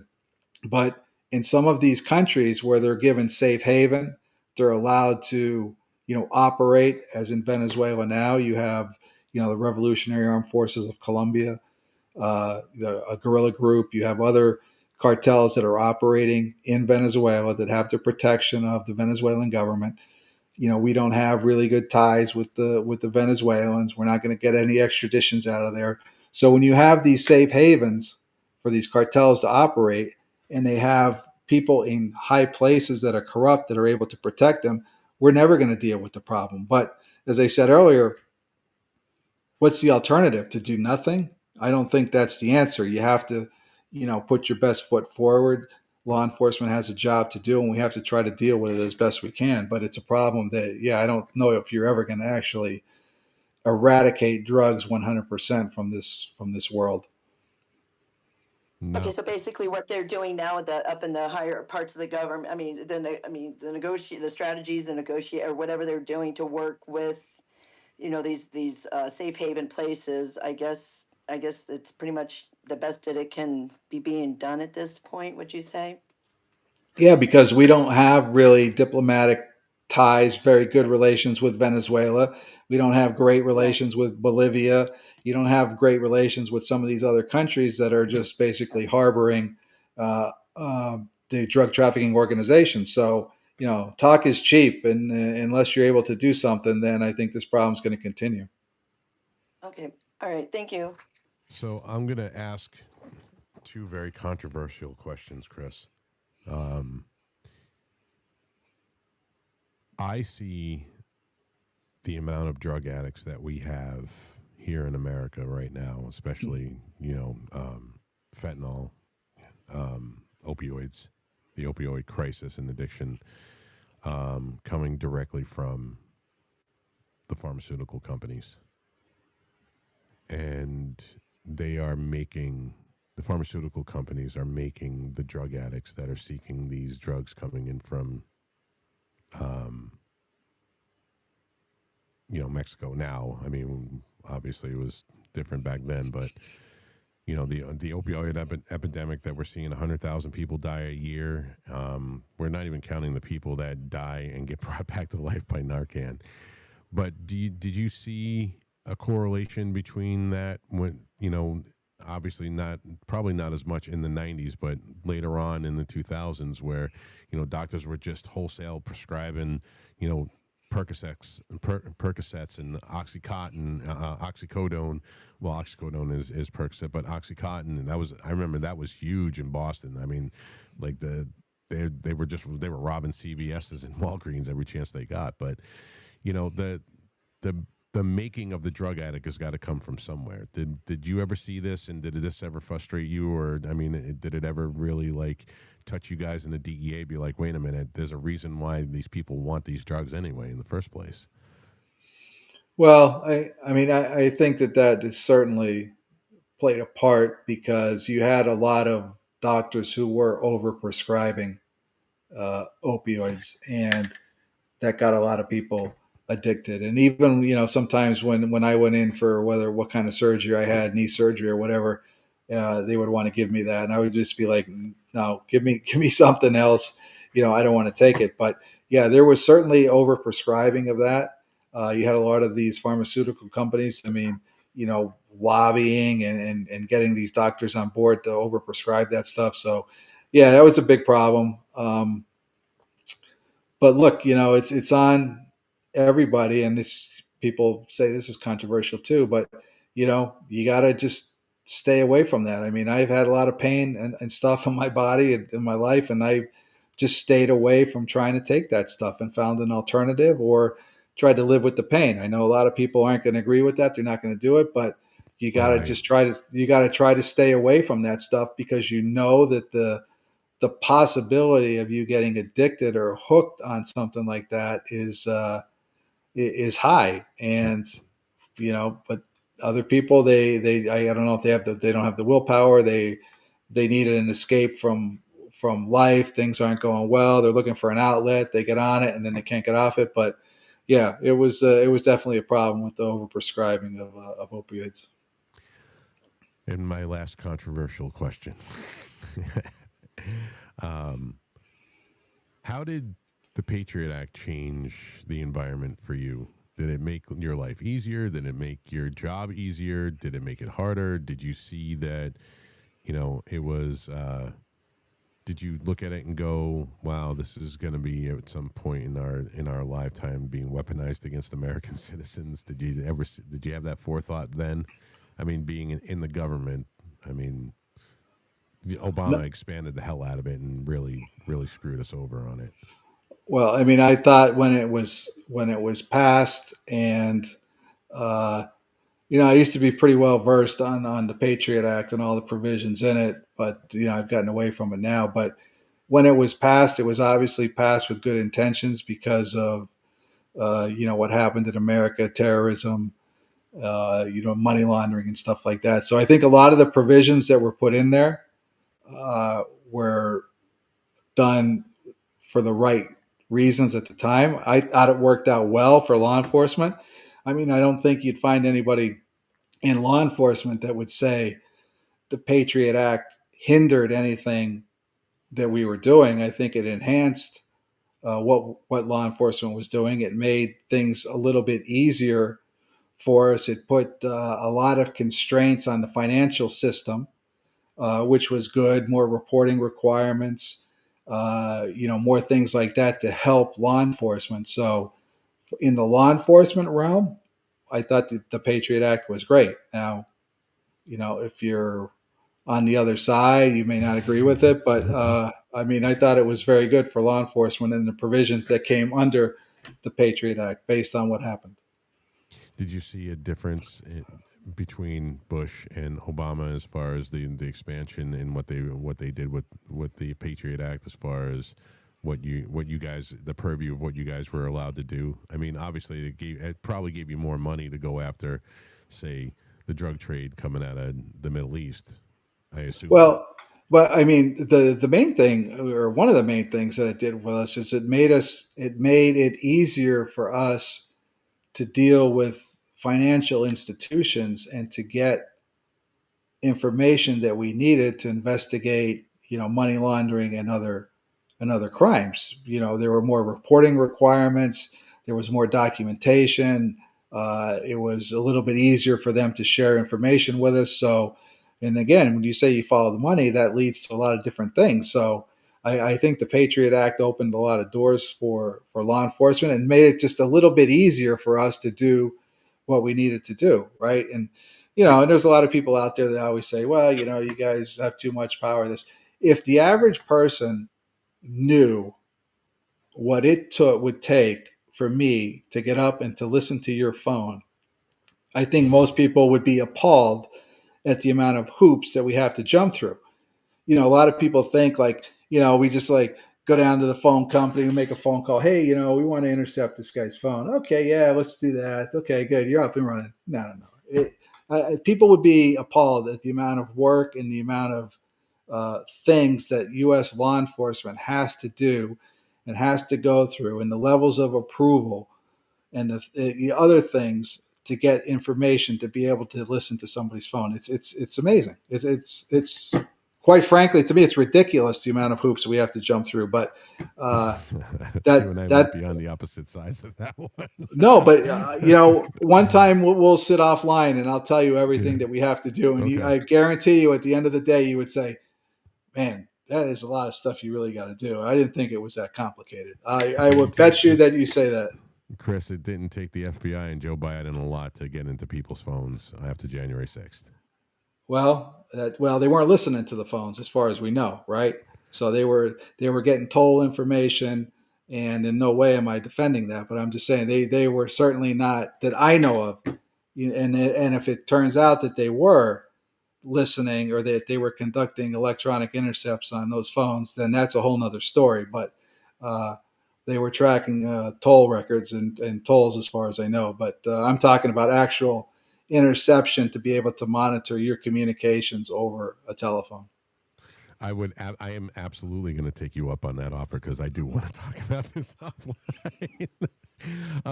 So you touched on earlier, and then we have another question, and we got onto it and got off of it because dude, you've lived a life, man, and there's so much. We could do this for 5 hours, and I still wouldn't get to all the questions. But you talked about the cartels now being high tech. Not just with their armaments, not just with the thing. We're talking Bitcoin. We're talking, crypto. How hard is that?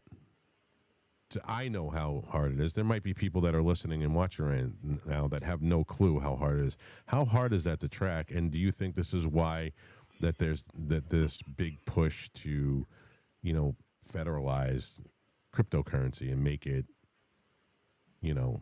be able to, our government doesn't want us to have a free income outside of the Federal Reserve, but obviously it's got to be a pain in the ass to track the cartels with their Bitcoin now. Yeah, and by no means am I a Bitcoin or a crypto expert, but yeah, I have no clue. It's and we'll touch on the other thing too. As far as all these encrypted apps, right?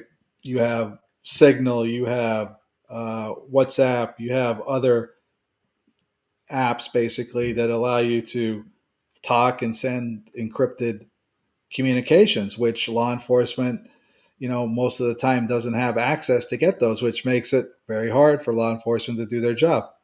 As far as Bitcoin and cryptocurrency, right? it's a decentralized thing. It's very hard to track and to trace. And if you have these wallets where you're keeping your crypto, and you have these super complicated codes and IDs to be able to access them, and it's very hard for law enforcement to be able to do that. So it's a big problem. And if you're on the law enforcement side, you can see why you don't want to have to deal with cryptocurrency, because of the challenges that it presents and the ability to track it. So that's why you have a lot of people who aren't in favor of it. But on the other hand, if you have people who don't want the government in your business and don't want anything to do with it, and want to be able to hide stuff or operate on the black market, or just don't want the government involved in anything that you're doing, well, cryptocurrency or Bitcoin is your thing, because it's very, very difficult for law enforcement to track. I can't figure it out for the life of me. Like, I have no idea. I look at it and I go, yeah, this is, somebody was talking about like Bitcoin, like 10 years ago, and they were like, oh, I would have needed all these servers and all this electricity. And I was like, I don't, it doesn't exist to me. Like, it's, it's on a computer. It's nothing I can touch. Yeah. Well, I mean, if you're not mining Bitcoin and actually doing that whole process, you don't need all the, the electricity and stuff. You don't need that. As someone who's just, an investor, or trades in it, or tries to have a small amount of it. So you're not going to be dealing with that. So we have another question. Hey, Jeff, what's going on, my friend? You are back. To be honest with you, Rob, I lost all respect before Marion Barry was busted smoking crack as the mayor of Washington, D.C. And we always knew there was coke in the White House. Just look at Bill Clinton. Chris knows exactly what I'm talking about there with that one. But, my father, he died from opioid medication and overdosed several times. And the law enforcement community, the Justice Department, for decades never addressed that. And so the doctors and the court system, they stacked it all against us. They went against us, just like they did in 1981. The opioid crisis to guard poppy fields in Afghanistan by our soldiers, unacceptable. To give the weapons in Kabul, Afghanistan to our enemies, unacceptable. So when the opium dried up when we left Afghanistan, and even before that, heroin made a comeback to cover all the prescription drug addicts. And then the coup de grace, which is fentanyl, which in my opinion is worse than mustard gas, sarin gas, chlorine gas used in World War II, napalm combined, because it's killing so many Americans. And I think that President Trump and men like my friend Rob up here, we just had enough. You too, boss. All you guys in here that come in regularly, we've had enough of this, and President Trump is working for us. And from the Panama Canal, no deal. My friend made it from Argentina on the coast all the way to America in 9 days back in 2018, when they stole all of this stuff in Argentina at the refinery during the shutdown. He said the cartel controlled the whole way. And he said he had never seen children suffering at the hands of the cartel like he did. And he hard-rated 15, 16, and 17-year-old dudes, hard-rated killers with AK-47s. Tough situation, but I think that President Trump is addressing it. And I think that we're going to be victorious here real soon. And just appreciate your service. Thanks, Rob, for letting me say that. That felt good. I'll yield. Thanks, Jeff.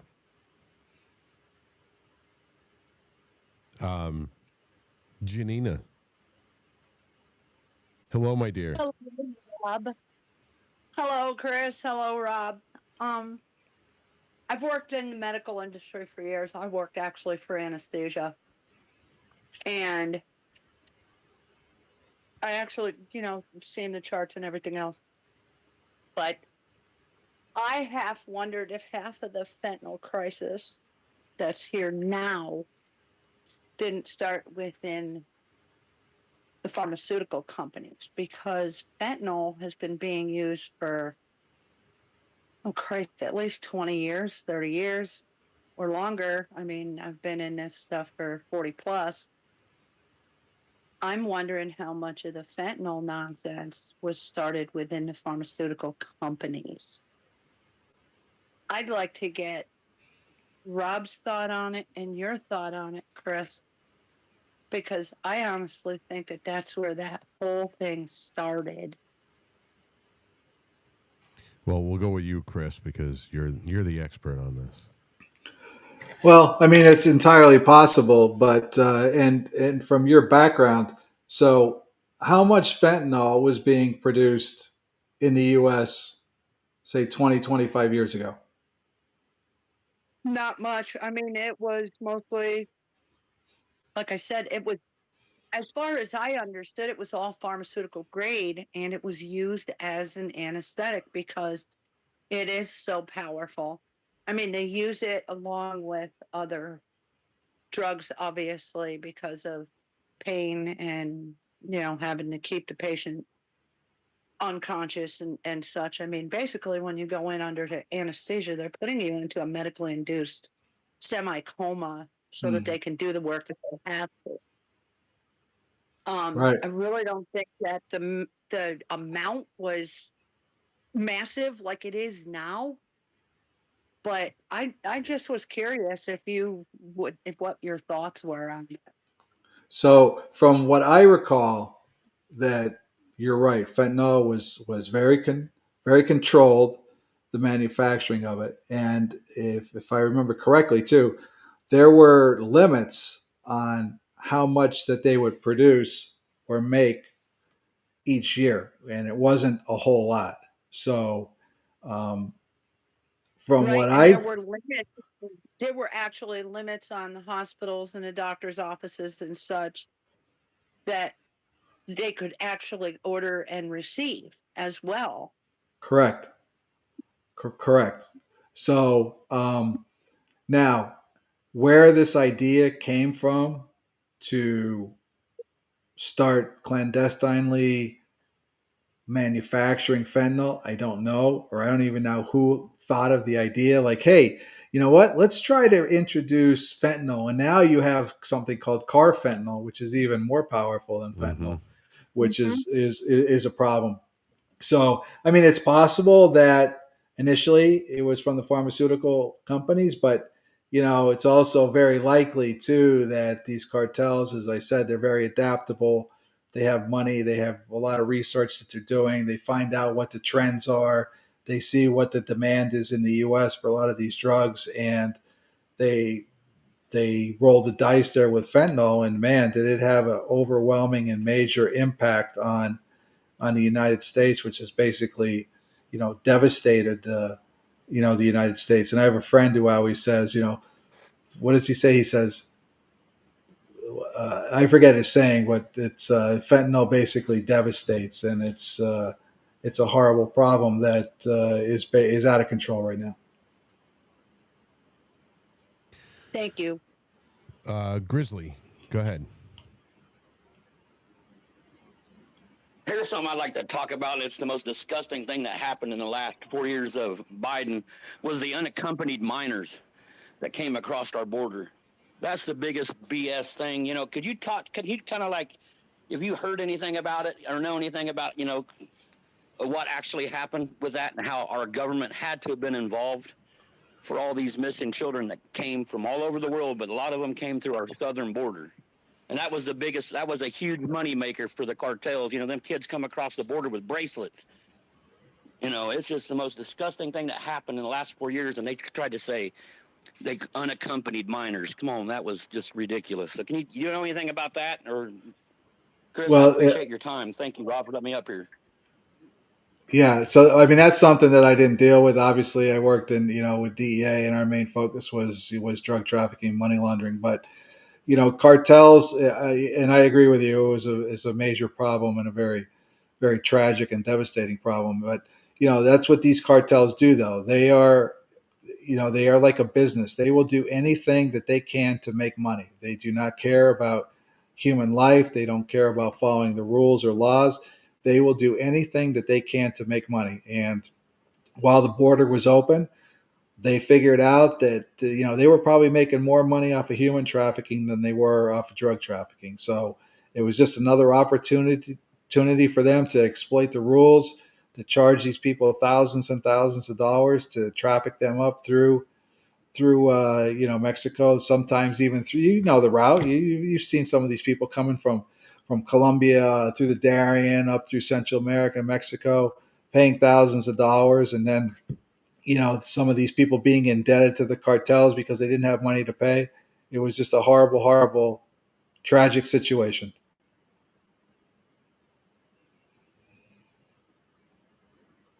Sorry, Chris, we're getting a lot of questions. I get a lot of questions down in the down in what we call the purple pill in the spaces, and everybody wants to ask a question, but not everybody wants to come up to ask it. So Yeah. I have a question because we're going to be wrapping up in about 5 minutes. I want to talk about your book real quick. What was it cathartic for you to write it? What caused you to want to write it?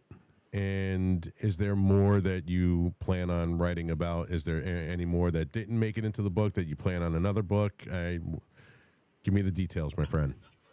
So the genesis of the book really came from my partner, Dave Mitchell. I retired in 2014. I had done a few documentaries and different stuff. I got involved with Narcos and, being a consultant on that. And, I did a television show called Finding Escobar's Millions with the Discovery Channel, where we went down to Colombia and tried to find Escobar's lost buried treasure. So while I was doing all that, my partner Dave was still working with DEA. So if you notice in Narcos, they don't use his real name. They don't use Dave Mitchell. They use Daniel Van Ness, right? And that's because he was still active and working with DEA. So when Dave finally retired in 2021, he called me and he said, "Hey man, we should write a book." And I was like, "Dude, that's the last thing I want to do is write a book. I got a lot of other stuff going on." And he told me, he's like, "Man, you did Narco, you did all this stuff. Let's write a book. Let's get the real story out there." And I said, "All right, I'll make a deal. We'll see if we can get a literary agent. If we do, we'll put a book proposal together. If we get a publisher, we'll do the book." And he said, "Fair enough." So we did that. We ended up, getting a literary agent as well as a publishing company, and we sat down and we started to write the book. So that's how the book came about. And it was Dave's idea always to do the real story, right? Is there some things you'll see in Narcos that are, a little offline or a little, made up for television and because it's entertainment. That's right. That's their right to do that. So we wanted to get the real story out there. So that's why we did the book. It took us about a year and a half, 2 years to get everything wrapped up. So that's available out there now. It came out in June. And, what I'm going to do next is, I was in Colombia too for a lot of other events, especially with the paramilitaries, AUC, the FARC, and the North Valley Cartel, which I thought Narcos was going to go to for season 4, but they decided to spin off into Mexico. So I think my next book will be about, if I decide to do it, will be about the North Valley Cartel and what U.S. law enforcement did to help the Colombian security forces bring down that next cartel that took over after the Cali cartel was brought down. Now, did you say you went back down to Colombia to find the missing millions with Discovery, the Discovery Channel? Yeah, so the show is called Finding Escobar's Millions. I think we did it in like 2019 or 2020. It was a 6-episode show on the Discovery Channel where, we went to different parts of Colombia and talked to different people and went to some of his locations and tried to dig up and find some of the buried money that's been reported to be out there that, Escobar buried, tens of millions of dollars in the ground and in different places. So we tried to find it. Did you? No, you know what? Don't even tell me. I'm going to watch that tonight. Dude, I didn't even know that was a thing, and now I'm going to go watch it. Absolutely. It's in the purple pill. All right. Colombia was friendly to you guys to be able to do that? They said, "Oh yeah, come on." And if you did find it, what would you have to do with it? What would you do with it? Well, we had an agreement with the Colombian government that anything that we found would be turned back over to the Colombian government to help in all of the atrocities and the problems that Colombia has gone through with Escobar and the Medellin cartel, and thousands of people were killed during that time with car bombs and murders. It was just a very violent place. So the agreement was that if we found anything, it would be turned back over to the Colombian government. Well, Chris, I want to thank you. Listen, I want to finish. I want to finish the book, and if you're willing to, in a couple of weeks, if you're not busy, I want to do a part 2 on this because I still have a million questions, and we have unfortunately a time limit because we have another show on the network that comes on after me. But why don't you tell people where they can find your book? You got any websites? You got anything coming up that you want to promote? Please, now is the time to do it. So the book, it's called After Escobar, Taking Down the Notorious Cali Godfathers and the Biggest Drug Cartel in History. It's about basically myself and Dave Mitchell, my partner, being sent to Colombia to help the Colombian security forces go after the Cali cartel. It's available on Amazon. I think you can find it also on Barnes & Noble. I also have a website, www.afterescobar.com. It's got a lot of cool photos and information there. You can also order signed copies of the book through there. And, we also have a lot of social media sites and platforms, whether it's on Instagram, YouTube, TikTok, Reddit, X, as well as my own sites under Chris Feistl. So we're pretty easy to find if anybody wants to find us. And your X is at After Escobar? After Escobar, correct. Okay. We can probably put that up in the nest on the space. It's there. All right, awesome. Thanks, Penn. She is on it. Everybody, I want to say thank you to my guest, Chris Feistl. This was a great interview. I really am enjoying the book. So you guys definitely go out there, support. I will tell you guys that I am going to be in Boston this weekend at covering the No Kings rally up close and personal. Boston looks like it's gonna blow up. If you guys are in the neighborhood in New England or you want to get down there, come and visit me. You'll see my bike out there with the flags on it, and you'll see me walking around. Please join me if you're there, or just we're gonna be going live, and you guys can watch it up close and personal. It's I think that they're saying that DC is going to be 1.9 million people there, but I think that Trump is going to have that pretty much on lockdown, and Boston, Portland, and Chicago are going to go off this weekend. So if you guys want, please come on in and support this weekend. And Chris, thank you very much for taking the time out to join me today. Well, thanks for having me on, Rob. Look forward to coming back and talking a little more about the book, because there's a lot of stuff there to unpack that we didn't even touch on. So I know, and there was a bunch of questions that I had from what I did read. There's just so much to this, dude. You got 40 years of history almost, man, and it's a lot to unpack in 2 hours. So I definitely do want to do this again. I appreciate it. Thanks. All right, guys. We're gonna head out now on the live. I'm gonna keep the space open for another 15, 20 minutes, and hopefully I don't get another copyright infringement from YouTube for my own song that I wrote. They gave me a copyright infringement for my own fucking tune. Oh man! All right, guys. Have a great night. Thank you very much, and we are out.